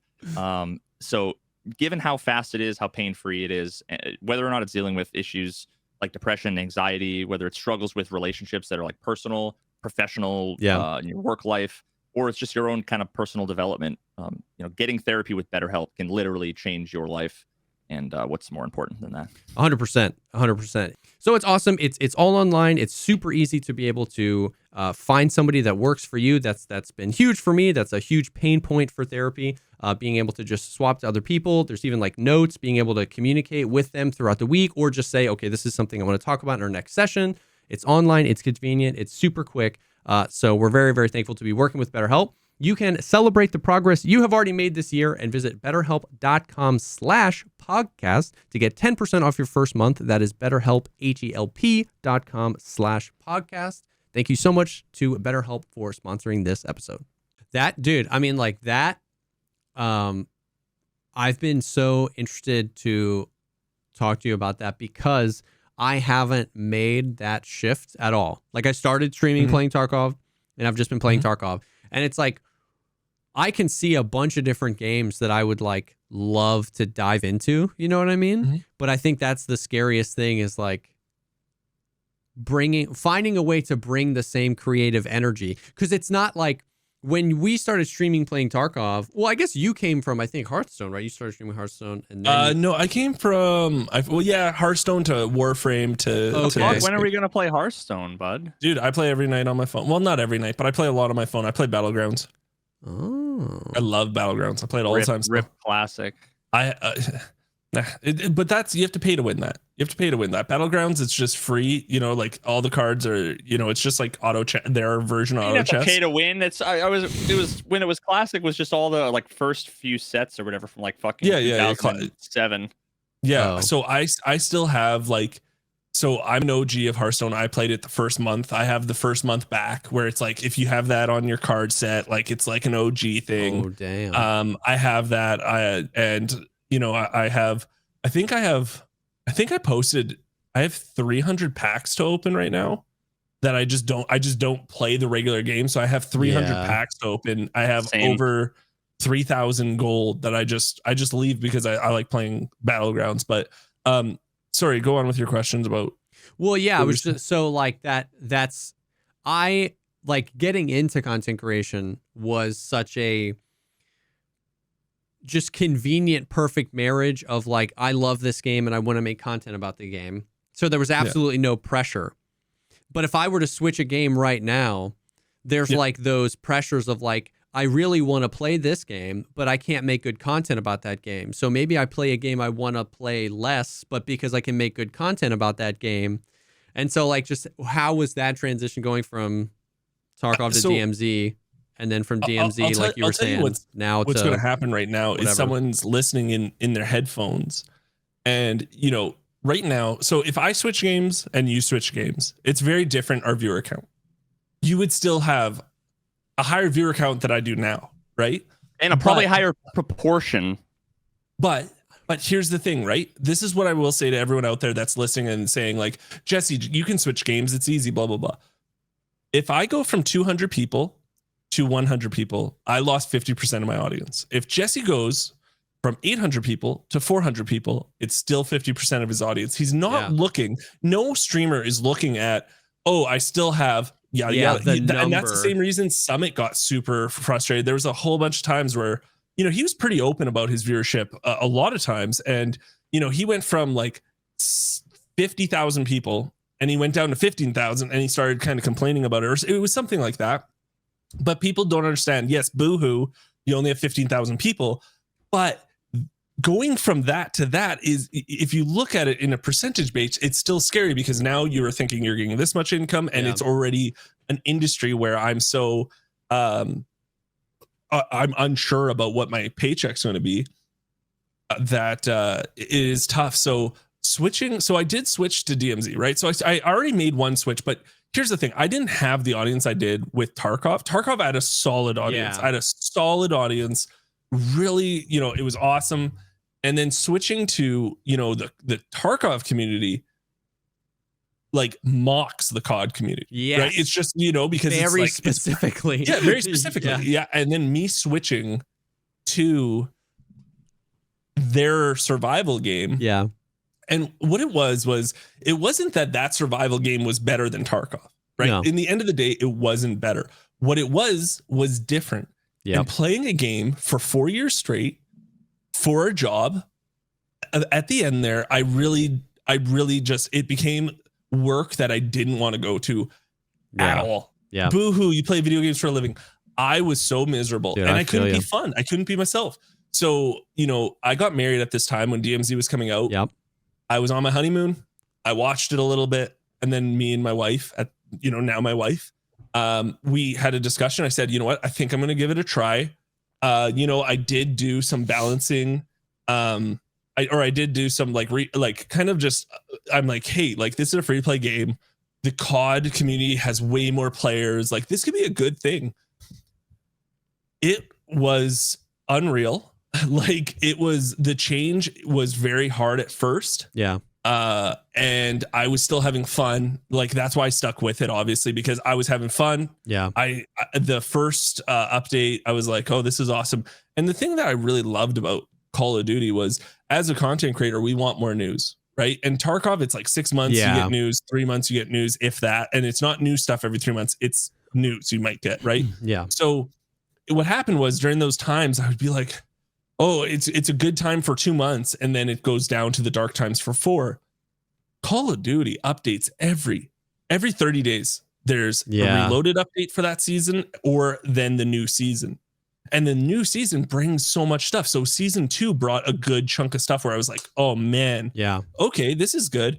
And then what happened was season 2 into season 3, it got really popular. And what happened was the people that like Tarkov or the idea of Tarkov or can't play Tarkov because it's console started playing DMZ because it was more casual. It was arcade Tarkov. I called it arcade Tarkov.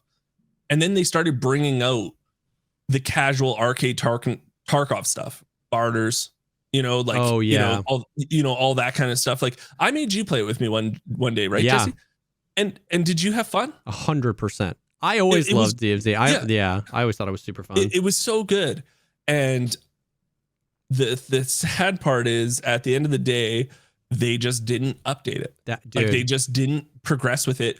And my theory is that I don't think they knew how big of a development team they would need to keep this going and fresh, interesting, and updated.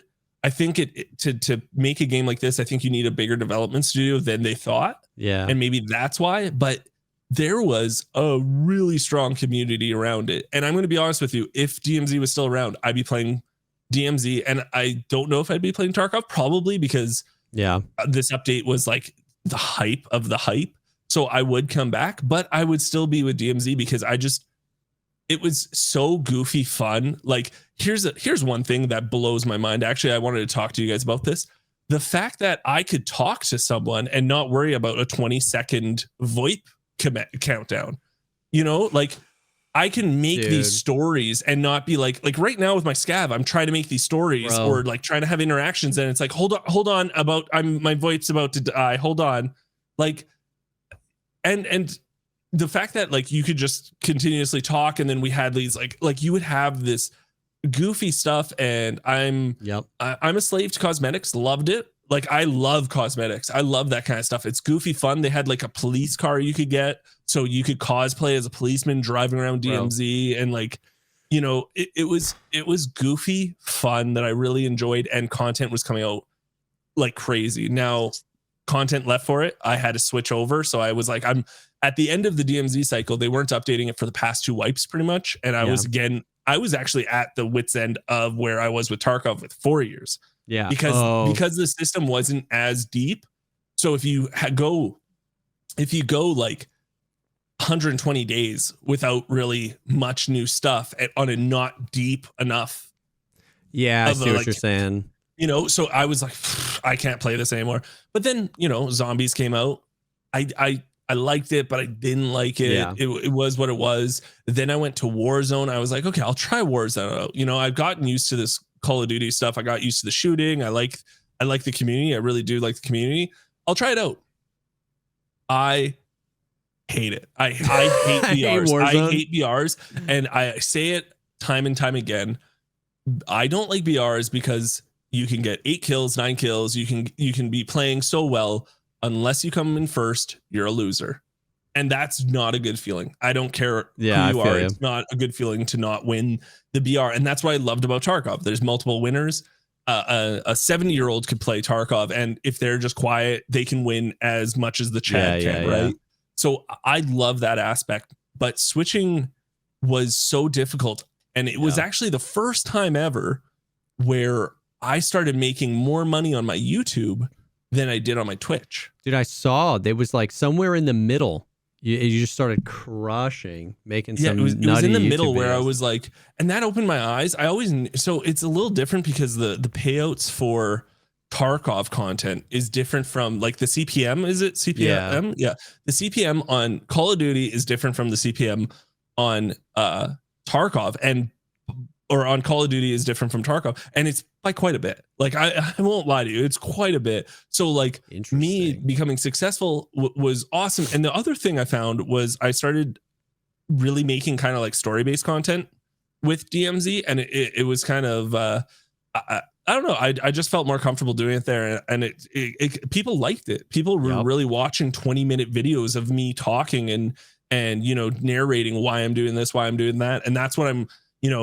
Spoiler alert, and to shout myself out, I am starting to bring on YouTube now. Like I spent 7 hours on this like minute and a half intro for my next video that's coming out hopefully tomorrow. I doubt it because I'm exhausted now. But I'm probably going to put it out Monday then, because you don't mess with the Saturday and Sunday when the football's happening. I'll tell you that much. Your views will go down. So, but like I think what I am now is I'm like trying to learn content because I can see how great YouTube can be. Like it's just like, holy shit, it can be amazing. And the reach you get from it, like I always knew the reach from Tarkov, but like when it's pumping and it's really promoting you, holy crap. Yep. No, dude, it's like, well, first of all, I always thought DMZ was amazing and fun, and I was like, it was a lot like the Cycle Frontier, where it just didn't. Yeah, I expect your community to be like that. Yeah, well, 100%. That whole like, I hated that whole like COD Tarkov thing. Like it wasn't.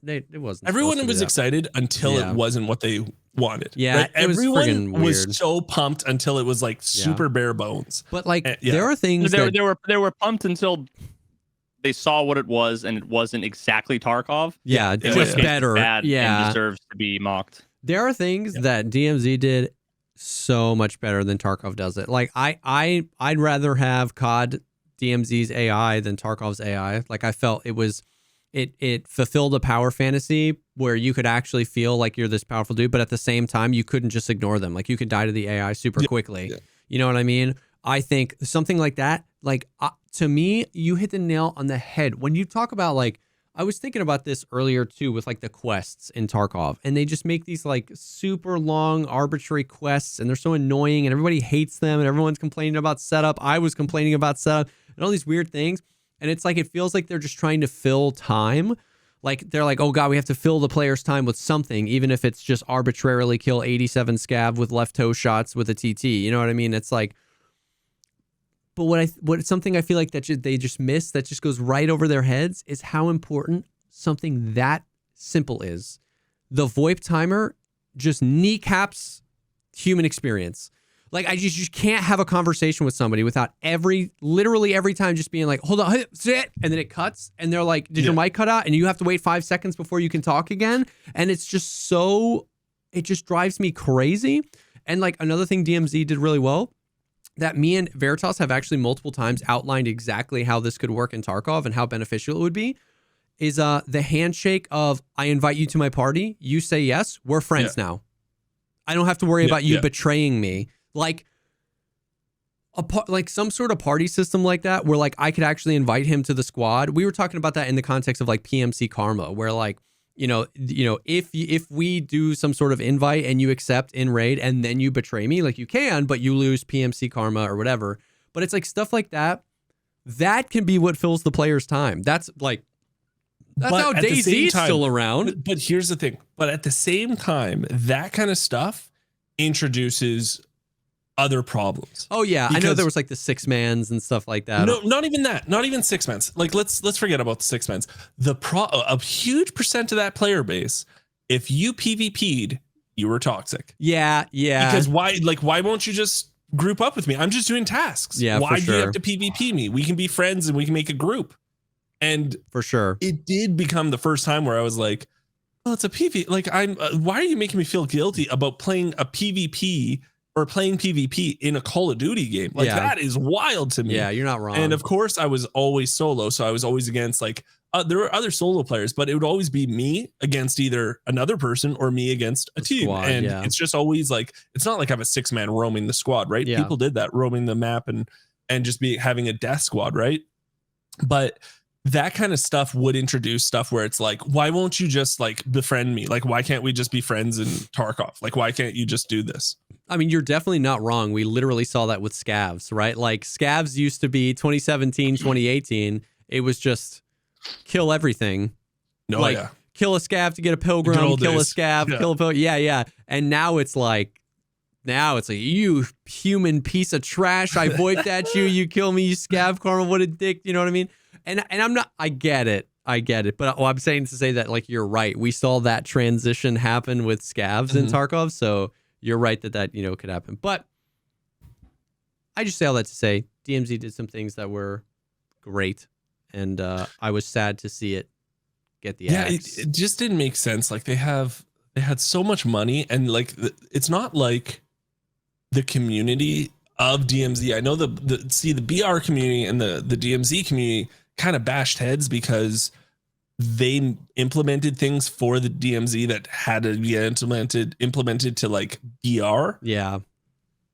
I'm just hoping that one day, like, it's Infinity Ward's little brainchild. So I'm hoping when Infinity Ward does the next COD game, it's like their zombie mode, right? So like, yeah. Treyarch has zombies, Infinity Ward will do like a DMZ mode. But I think with like this year coming out, we have, I think I counted like at least 6 extraction royales coming out, that are like looking good, Yeah. and some that are like on the fence of extraction royale, like Yeah. Pioneer and Once Human, where it's not really an extraction Yeah. royale, but it still has that same kind of like, you get that feeling of crafting and stuff like that. And PvP, there's areas where you can PvP. So there's a lot coming out, and I'm really excited. I think what my focus though is just to start like, okay, this is kind of the content I want to make. I want to make this story-based content. I want to, like, my biggest thing is I'm the tutorial guy, always have been the tutorial guy. How do I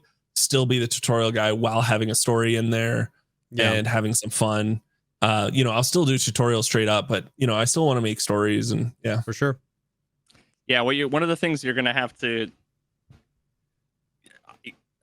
I don't want to say going to have to get used to, but I think one of the things that will become more obvious the more new games you get into is how many people would defer to the guide tutorial content, and how very quickly that can be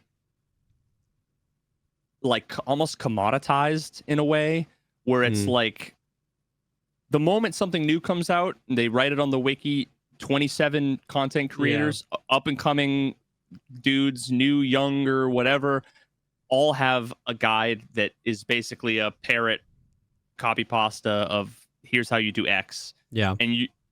And once I think, and I've seen enough of your content to know that, like, just like Jesse, you guys both make fantastic beginner new player guide content. Thank you, Veritas.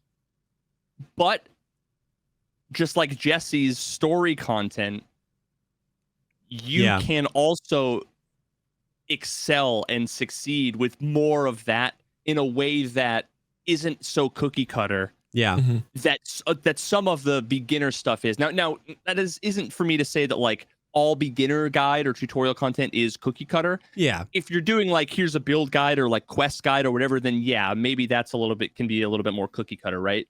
But when it comes to like, I can't think of any of your guys' stuff off the top of my head, but like I have the like, here's how you get good. And it was more of a less generic and more of a like, this is a Veritas way of doing things. Yeah. I think like the Geeks way of doing things, or the Jesse's, like those videos definitely have like their unique kind of staying power to them. But I see us in the future, especially when you've got AI generated, you have AI mass generated bullshit coupled with a million new YouTubers who all want to make it, and they take a wiki page, shove it through fucking Chat GPT, and have a beginner's guide for every fucking thing, and they've got 20 of them on day one. Yeah. Versus geeks telling a story about an experience in a game or something. I don't know. I see that stuff having the real value long term. Every content creator here will know that as good as tutorial content is, and how easy of clicks it is, and how easy of like you can fall down that rabbit hole, it doesn't bring you the viewer base. Because what happens is, do you have a guide for them? No, you don't have that guide. That's all I'm looking for. You know what I mean? Like, they're not there for you. Like, and I know this is inside baseball, but I love talking content with content creators. Yeah. And, something I learned early on is like, okay, I make all these guides, get all these subs, and it was going well. I was making, some dough, and, I'd have some people come in and they do know your name. You become a household name. But where I got in trouble was I was the beginner guide guy. But what happens when they're becoming the intermediate guy? They're not thinking of you. You're putting out content for all these beginners. Yeah. And then, you do put out intermediate stuff, but like maybe they find someone else, or they're like, okay, I'm not a beginner anymore. I'm super lab Chad guy now, or that's who I want to be. So I'm going to go to super lab Chad guy. So like I can sell them on, I can bring them up like a little baby moose, which by the way is called a meese. If you guys don't know that, it's a meese, a little baby meese. So cute. Jesse, dude, you're so gullible. It's not a meese. Yeah, there's no so but like I wanted it to be real. Jesse, I wanted it to be real. I know I wanted it to be a little meese. Little baby meeses. But like you're in their head as you're the beginner guy. You're not or at least this is just all me, guys. Just to let you know, this is my experience on how I had to change is you become just that guy to them, and not your Geekseh. Your Geekseh, the beginner guide, when I need to know how to do guides or gunsmiths or how to do this or that. You're not I like your personality kind of guy. You just do things really well, Yeah. No, I completely agree. Go ahead. I was gonna say, like what worked for me, because I wanted to make a lot of beginner-esque stuff, and but the problem is that if you make a beginner guide on any one thing, you're going to be competing with 27 people who are going to be making a guide every 3 months, a new guide. And do I really want to make a new guide, the same guide 3 months later? Here's how I start the wipe. Fucking wipe 1, 2, 3, 4, 5, whatever. In his latest video, right? Maybe you do, maybe you don't, right? To me, that's not like creatively fulfilling, even though it's basically like a free, easy paycheck that I don't have to think about. But like, that's not what I'm in for. So, and then also you make a beginner guide video. The beginners are only beginners for so long, and then sometimes they get the vibe like they've moved on past your beginner stuff, so they start looking for more. Then they're watching all of the Giga Chad running around, basically.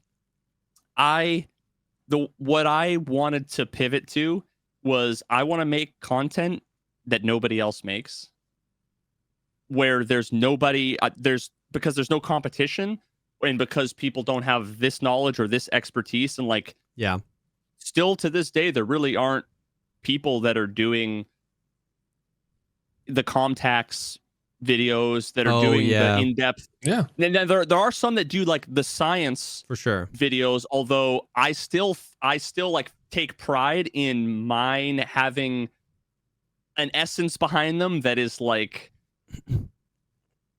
basically you have people that are saying, I when I do the videos, this is the science, and I'm putting up and put up and shut up. You want to like dispute what my findings are? By all means, come peer review it. Let's do the science. Like, come at me in a way. But like, these are definitive answers. Yeah. And here's the receipts behind it. And everyone else says, here's some science and here are the findings, but I don't know. I'm not really sure. I don't know, and for good reason, because they don't need to or necessarily want to put in the effort to be able to stand in front of it and be like, okay, now what, Yeah. Which like I can respect. But I don't know. I think there's value in that. And that's the kind of thing that is going to keep our jobs alive when there's 7,000 AI bots generating every possible content you can think of. When I'm making content that only I can make. Yeah. And I think that's what content creators need to say to themselves. The low if they really hanging want to fruit survive. is what all that stuff is coming for first. Exactly like you said. It's like you said, it's the easiest thing. If you're going to have an AI make a video for you, the easiest thing is to input a wiki page and make it a beginner guide, right? It's not to make cinematic narrative content. There might be a day that AI can do that, but I completely support and agree with that decision to transition to more narrative, story-driven content. I think that's exactly what I'm doing. What I've learned over the past year is that like multiple different types of content can exist on your channel. Like, you know what I mean? Like, I've done tons of beginner guides. You know what I mean? I think I have 400 now highlight videos, which are literally just stream highlights edited in a funny way by my brother. I have intermediate guides. All my lessons from Beyond the Grave is like a much more in-depth, like, let's talk for 20 minutes about why you shouldn't left-hand swing, and like intermediate PvP. If you really want to get better at PvP, let's break this down.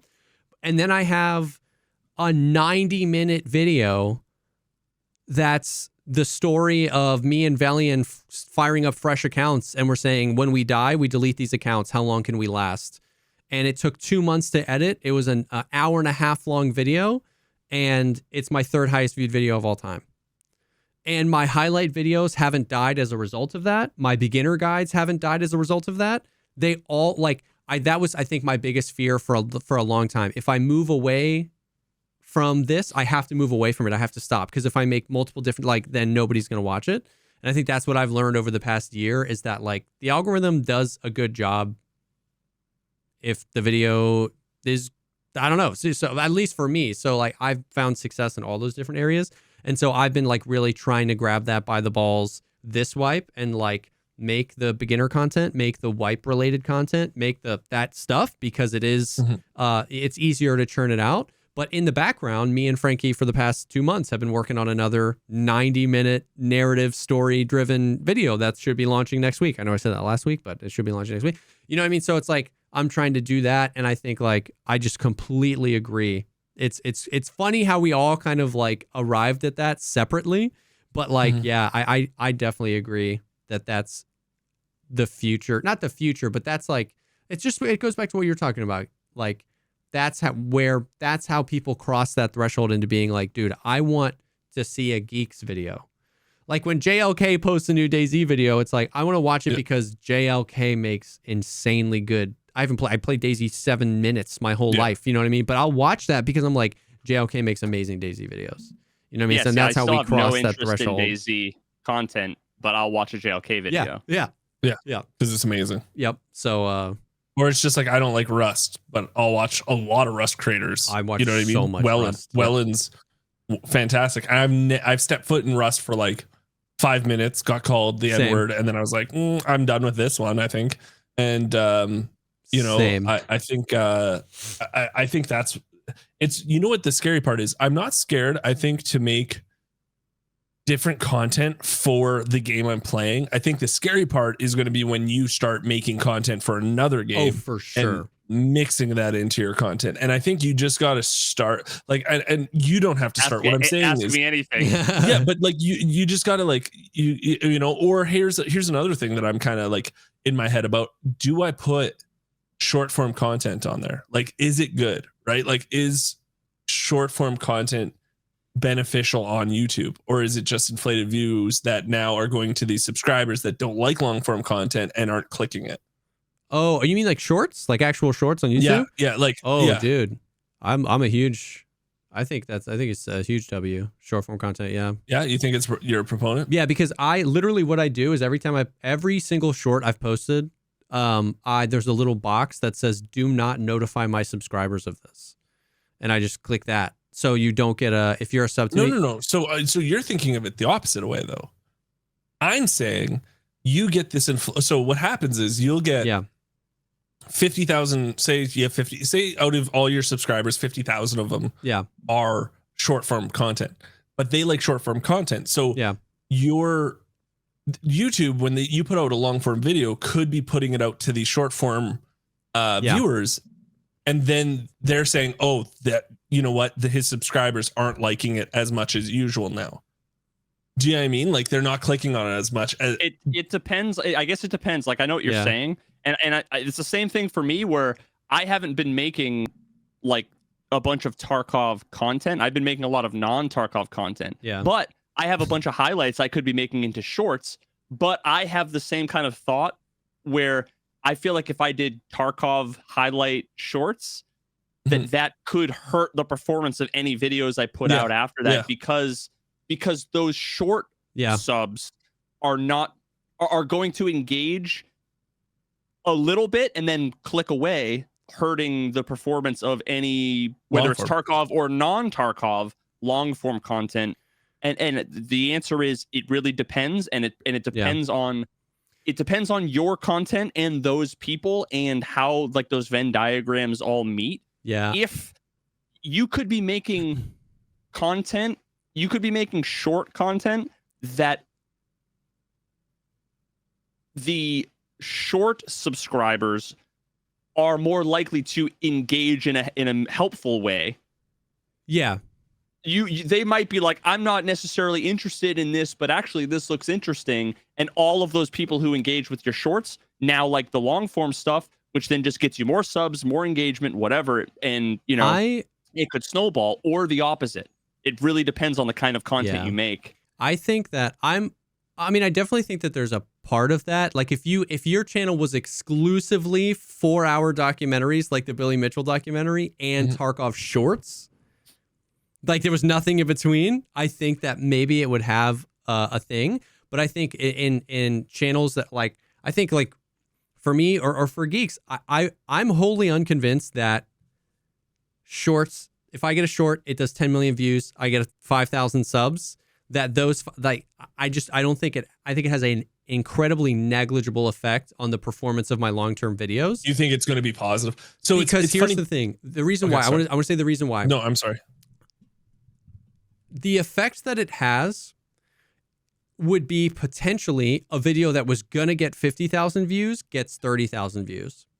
But I don't think it can be the difference between a video that was going to get 1 million views gets 30,000 views. Because what determines if your video gets 1 million views is almost exclusively, do people that are not subscribed to you like it? Does that make sense? It's like virality comes from showing your content to new people. So I think that slice of the pie. Those impressions though can be, if you put out a video, a long form video, and your subscribers are going to be the ones that are most likely to click it within the first 24 hours. If they're not engaging with it, that almost guarantees it's going to fizzle. I don't think it works that way. I'm almost positive it does. But I think it works. I think it shows your video to 100 people, 50 of them are subs and 50 of them aren't. And if all your subs don't click on it, but all 50 of the people that aren't click on it, it keeps rolling and it shows it to those people more. I think I don't think it's where it shows it to 100 of your subs and then it determines it after it. No. I think it shows it to 3 different groups of people. And if one group of people responds really well, then it widens that range. So hold on 2 seconds. Veritas. I have a case sample for this. I have a case.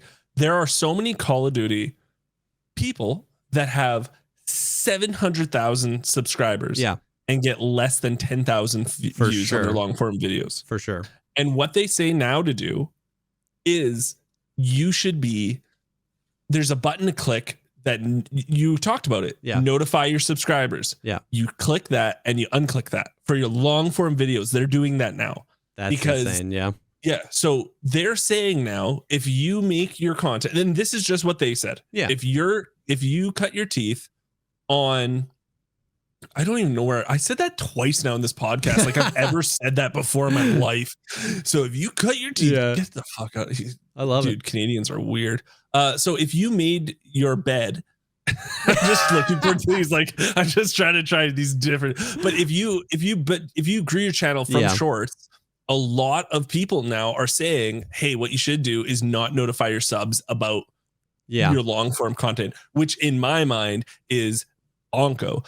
But again, this isn't a problem like you and I or Veritas would have. I don't think it's just something I think about because as a content creator, it's a game of chess where I'm like, okay, I have to move this and then do I move this? And especially because I've been just swinging the past 2 years, my numbers have just been swinging. And I'm now saying to myself, am I enjoying my content? Do I like my content? If the answer is yes, just keep going. Cause that's all that I need to do. Yeah, I feel that.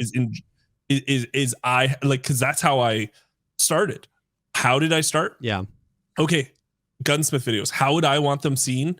Do I like them? And then you just, Yeah. I feel you.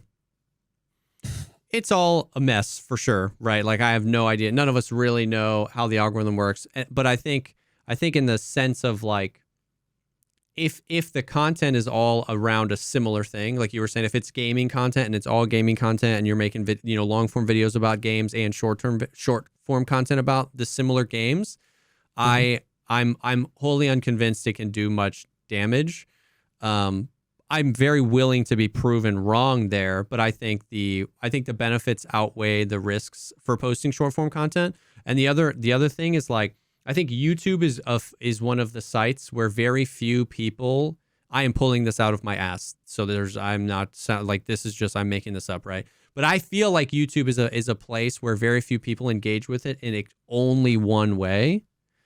Like I watch 10-minute videos and I watch hour-and-a-half long videos and I watch 3-hour videos. I don't really watch shorts on there, but no, me neither. So I don't think people that watch shorts only watch shorts. I think there's 5 different lengths of video, average lengths of video on YouTube. And I think most users watch 3 different lengths. Not everyone watches everything. So like, I don't think people that watch shorts only watch shorts. I think they watch shorts in certain times of their day when they're on the freaking toilet or whatever. And then when they're on their lunch break, they might watch a 10-minute video. And then maybe later at home while they're working on something else, they might watch an hour-long video. And so I think the double or triple dip there is worth any benefit. It's worth any risk of like a short going viral and then that negatively affecting the channel. Do you try to make all your shorts under 60 seconds so you can use them on TikTok and YouTube and shorts? We intentionally do the opposite. Every single short has a minute plus version and a short and a 60-second version. Whoa. That's wild. It's new. Crazy. I just started doing that. With Frankie? Mm-hmm. Because the TikTok creative program pays. Oh, it pays 40x. Yes. 30x so what we don't get paid here. Shorts. That's why I don't care. Dude, oh my God. I forgot about that. That's only the US. That's the most bonkers thing in the world. Yeah, guys Canadians don't get paid. Dude, Mr. Gibbon would be making $1 million a day. Homie pulls 400K every day on his shorts and he lives in Ireland. He can't get paid from TikTok. It's true. And that's mind blowing to me. Yeah. Literally on YouTube shorts, it's 3 cents. I know. No, YouTube shorts, but that's why I don't focus on short form content. And on TikTok, it's 90 cents. That's crazy. Yeah, I have a finite amount of time. 30x. I have finite amount, so I'm like, I'm just like, if I make a short, I should make it so it's 60 seconds or less, so I could put it on both platforms. For sure. But if I was getting paid, I would be more incentivized to be like, oh, I gotta start hitting TikTok. But I don't care because it's that makes total sense. The investment of time right now is very important to me. Yeah, that makes total sense. I still can't figure out why my TikTok got banned. That's so You're banned on TikTok? dude. TikTok is I don't know. Valiant gets banned on TikTok like every other day. Bro, I literally had like 3 power washing fucking with my own music playing in the background, like lo-fi, and like I went to go log in one day and it was like this account like was banned and I never got an email. Oh, they're really bad. What you should reach out to a couple of companies. I can send you some names of some people if you really want. Text me and I mean, I don't really care. Yeah. Okay.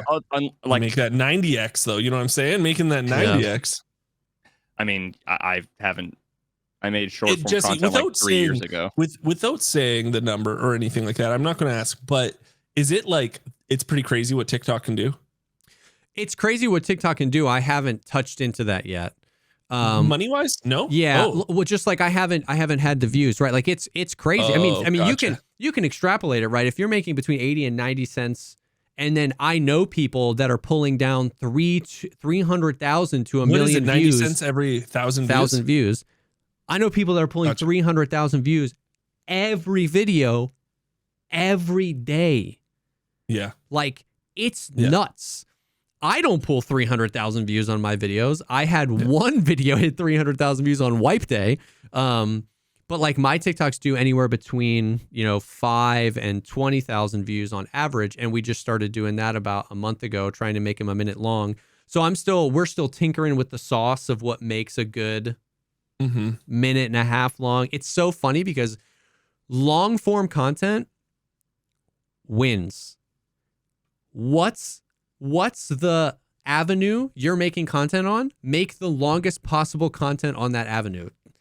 Veritas just posted a 4-hour documentary that is for sure going to hit 1 million views now. We need to talk about that for a second after this. For sure going to hit 1 million views I have now. to Google this. And it's crushing. 4-hour documentary, right? And the same thing is happening on TikTok. You can post videos up to 5 minutes long. 10, 20, 30-second TikToks these days, bomb. And Mr. Gibbons' 3.5 minute, or Ash is crushing on TikTok. Yeah. Ash's 3-minute DayZ video crushes. So it's like long form story driven content always wins. And so I'm trying to figure out how to get that into TikTok more. Dude, Veritas, what happened? All I know, 770. Yeah. Moist critical. Moist critical. Carl Drops called it out. Well, so what happened was Twin Galaxies and Billy, they settled their lawsuit. Yeah. I heard they reinstated his scores. Is that fake? Or is that like a long story? It's okay. So they that's a typical fucking Billy Mitchell lie. Okay. They put his scores back on their historical database, which is effectively, and this is what Carl said in his video, it's effectively the Wayback Machine. Gotcha. He's still banned from the leaderboards, and and his scores are not officially there. Okay. They reinstated his scores, and then like in really small print asterisk on the secondary historical database that basically just shows that this is what the score was in 2014. Or whatever. But he's innocent. It's so stupid. Billy should be on that leaderboard. Dude, I just serious? Yeah, I know. Veritas was showing me it at TwitchCon. He's like, check this out. You can see these frames, and I was like, dude, this is way above my nerd knowledge, and I just knew that would trigger you for a second. Thank you for entertaining my. Somebody just in chat the other day was like, Jesse, click this link. And I click the link and it's timestamped and I see Moist Critical, and literally whoever in chat sent me the link, dude, timestamped it perfectly. I clicked the link, it went full screen, and I hear Moist Critical's voice as soon as I click it. Here is a 4-hour video definitively proving, and I see your video up on screen and Moist Critical down in the corner, definitively proving Billy Mitchell is, and I was like, I got so happy. Oh my God, it's so sick. And so like that graph, I'm just gonna show the fucking analytics. Because I literally like this is, I think this is like so educational. Sick, I don't care that like people can see it's largely meaningless to me. But oops. Holy shit! You made $1 million from this video. Bank statements? Yeah. yeah. Oh my god, you made $900,000? Why is it? How'd you lose subs? I don't get Oh wait. Jeez, why is this not working? Hello? Hello. I'm a car?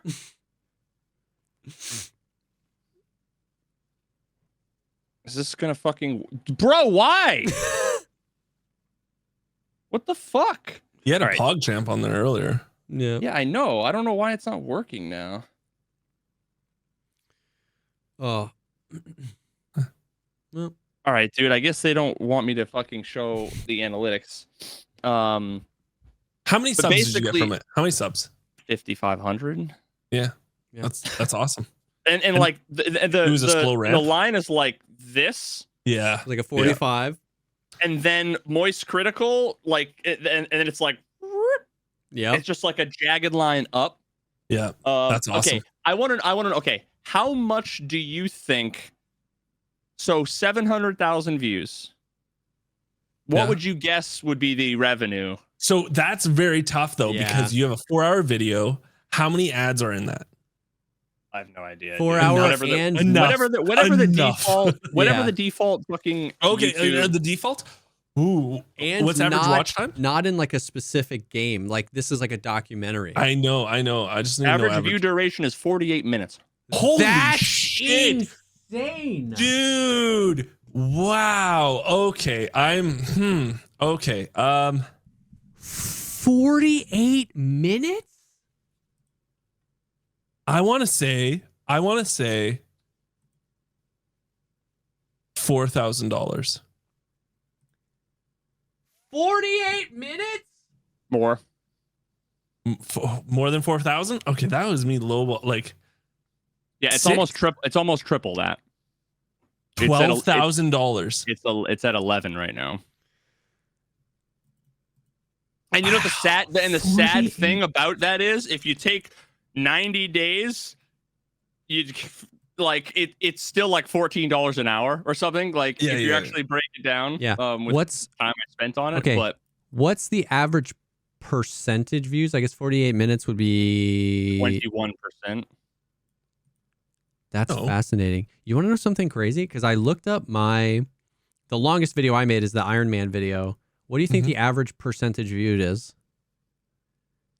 How long is the video? 21%. Oh, there you go.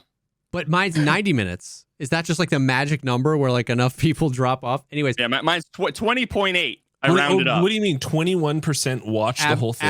average percentage views. Like basically just as a percentage, most people watch 20% of the video. What's the Hold on. Where do I find this? Because I'm doing the beginner guide now one with. at the 50-second mark? How many people like clicked away? Like, what's your percentage at 50 seconds, or what? The first number it So- lets you click. Mine's 2 minutes and 20 seconds. Oh, and it because says it's 30 so long, the graph is like It's 39%. still watching or 39% left. So 72% of viewers are still watching around the 30-second mark. Damn. 72. Wow. And there's Damn. 60% are still watching. Oh, wait, sorry. 70% That's at crazy. the 2-minute mark, bro. My Iron Man video, 52% are watching at 50 seconds. I had almost Yeah, I'm at 48% something like- of the people yeah, bailed in the first The 30 beginner seconds. guide, I'm at like 24 seconds. I'm at 59%, but my average percentage viewed 32%. That's actually crazy. And that video is like, what, an hour long, hour and a half? No, 40 minutes. 40 average okay, view duration, okay. 13 minutes. Yeah, yeah. So that's Dude. Oh, there we go. oh shit. Yes, you see that moist critical jump at the end. That's this right here awesome, was- dude. That's so awesome. Congratulations, 40 dude. That's huge. 48-minute average I duration. can't believe that. Is That's what yeah. crazy. Past 48-hour views. When did Moist Critical shout you out? It was like, Yesterday. yeah, yesterday. Oh, okay. That's why it's like 80,000. Boom. Yeah. Yeah, it's gonna be. You're gonna hit. Is this gonna be your first mill video? Yeah. I don't That's think I have awesome. any that have a mill. This The is interesting thing is that like, so I've been between 700 and 1,000. Like I've been looking at this number. This number's been like a big indicator. And it's so funny. You compare that to my recent Tarkov Arena is Busted video. It has like 78,000, and it's made like $180. Yeah. And it's like, well, go to like scale. CPM on this. Like go to revenue. What's the CPM on it? Where does it say that? On the revenue on the left tab, on the left of this, you'll see monetization. Or no, it'll go analytics, but it'll analytics be at the top. and then monetization. Yeah. Revenue. Yeah. Oh, this is Inside Baseball. $29. Oh, holy up in my shit. mouth, dude. Dude, that's wild for wow. CPM $29 is that's way better than Call of Duty. I'll tell you that much. Yeah. Revenue for every 1K views, RPM 14. Yeah, I don't know. I think Tarkov's like 10. And my like my Iron Man video was 17, 18. 7? Mm-hmm. So wait, CPM or RPM? CPM.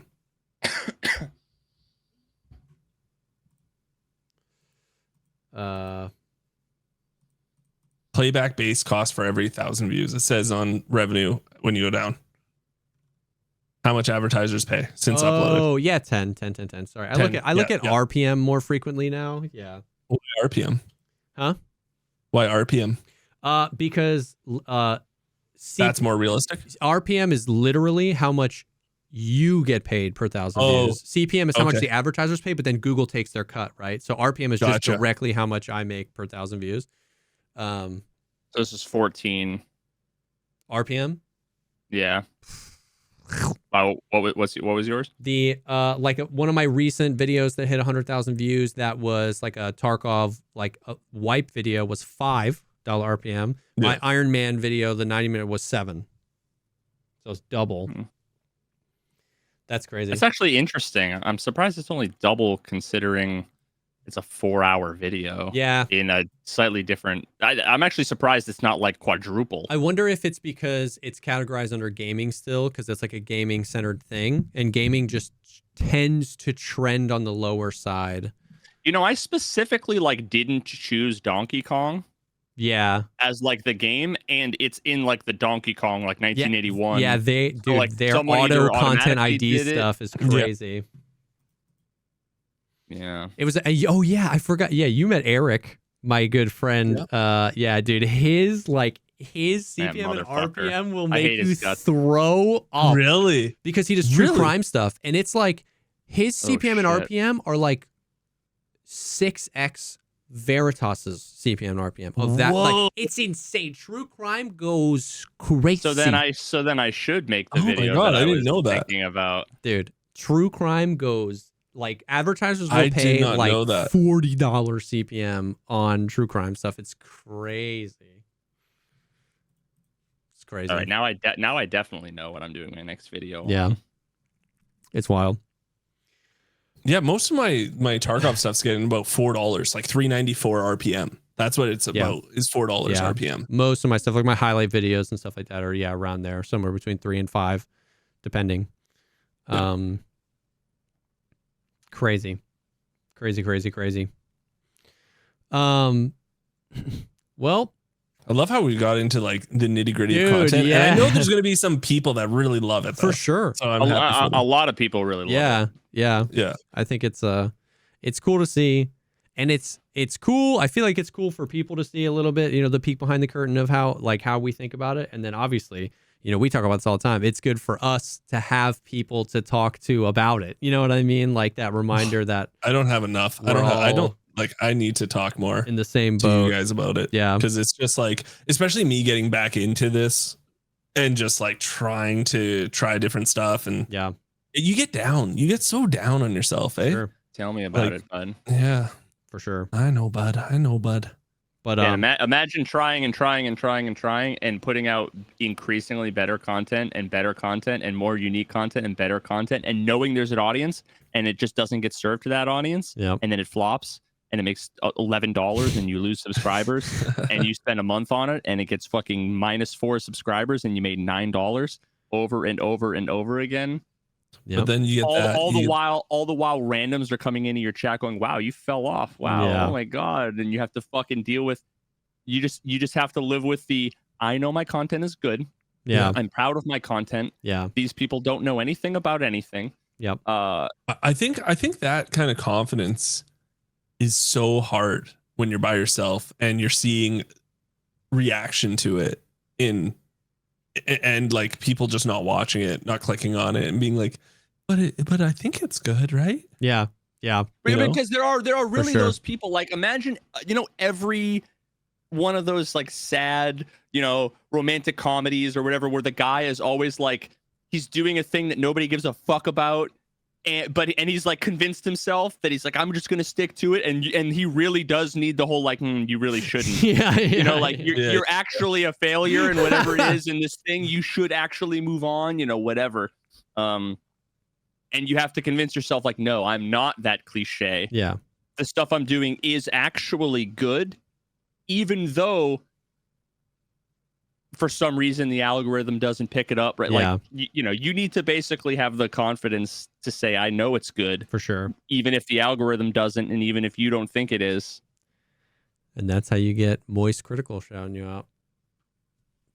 I was so happy. Man. I was so freaking psyched when I saw that. That's so tight. Oh, that's so sick. tight. Yeah. But yeah, we're a little over 2 hours here. We don't want to take up too much of your time. Dude, this I have has to go been shovel. Oh, Dude, the Wolf. plow came by, so it's just all ice. Like it's a Hell yeah, brother. yeah. it's bad. So I'm gonna go deal with that before I have dinner. yikers.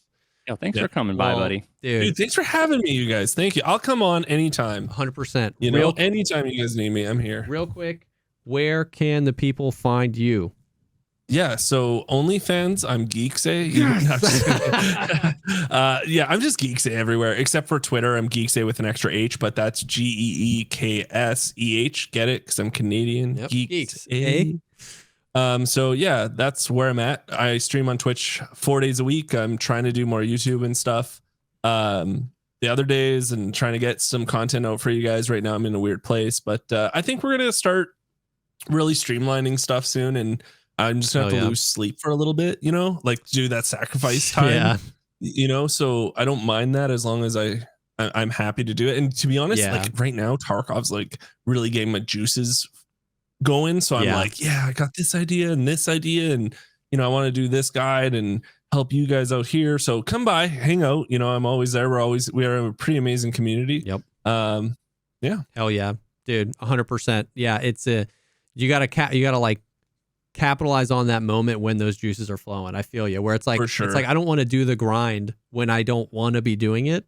And then when something happens and you're like, okay, I feel it. Now's the time. Like I'm going to start pumping out content. Yeah. So yeah, if you're watching this or listening to this, definitely go check out Geeks. Super, super. Thank you so much for coming on. And as a reminder, if you like content like this and you want more of it, patreon.com/thepodcastpod. Go check that out. And you can see our PP. And you guys are the best. Thank you for hanging. And we will definitely see y'all on the next one. Get the fuck out of here, you filthy animal. Ah!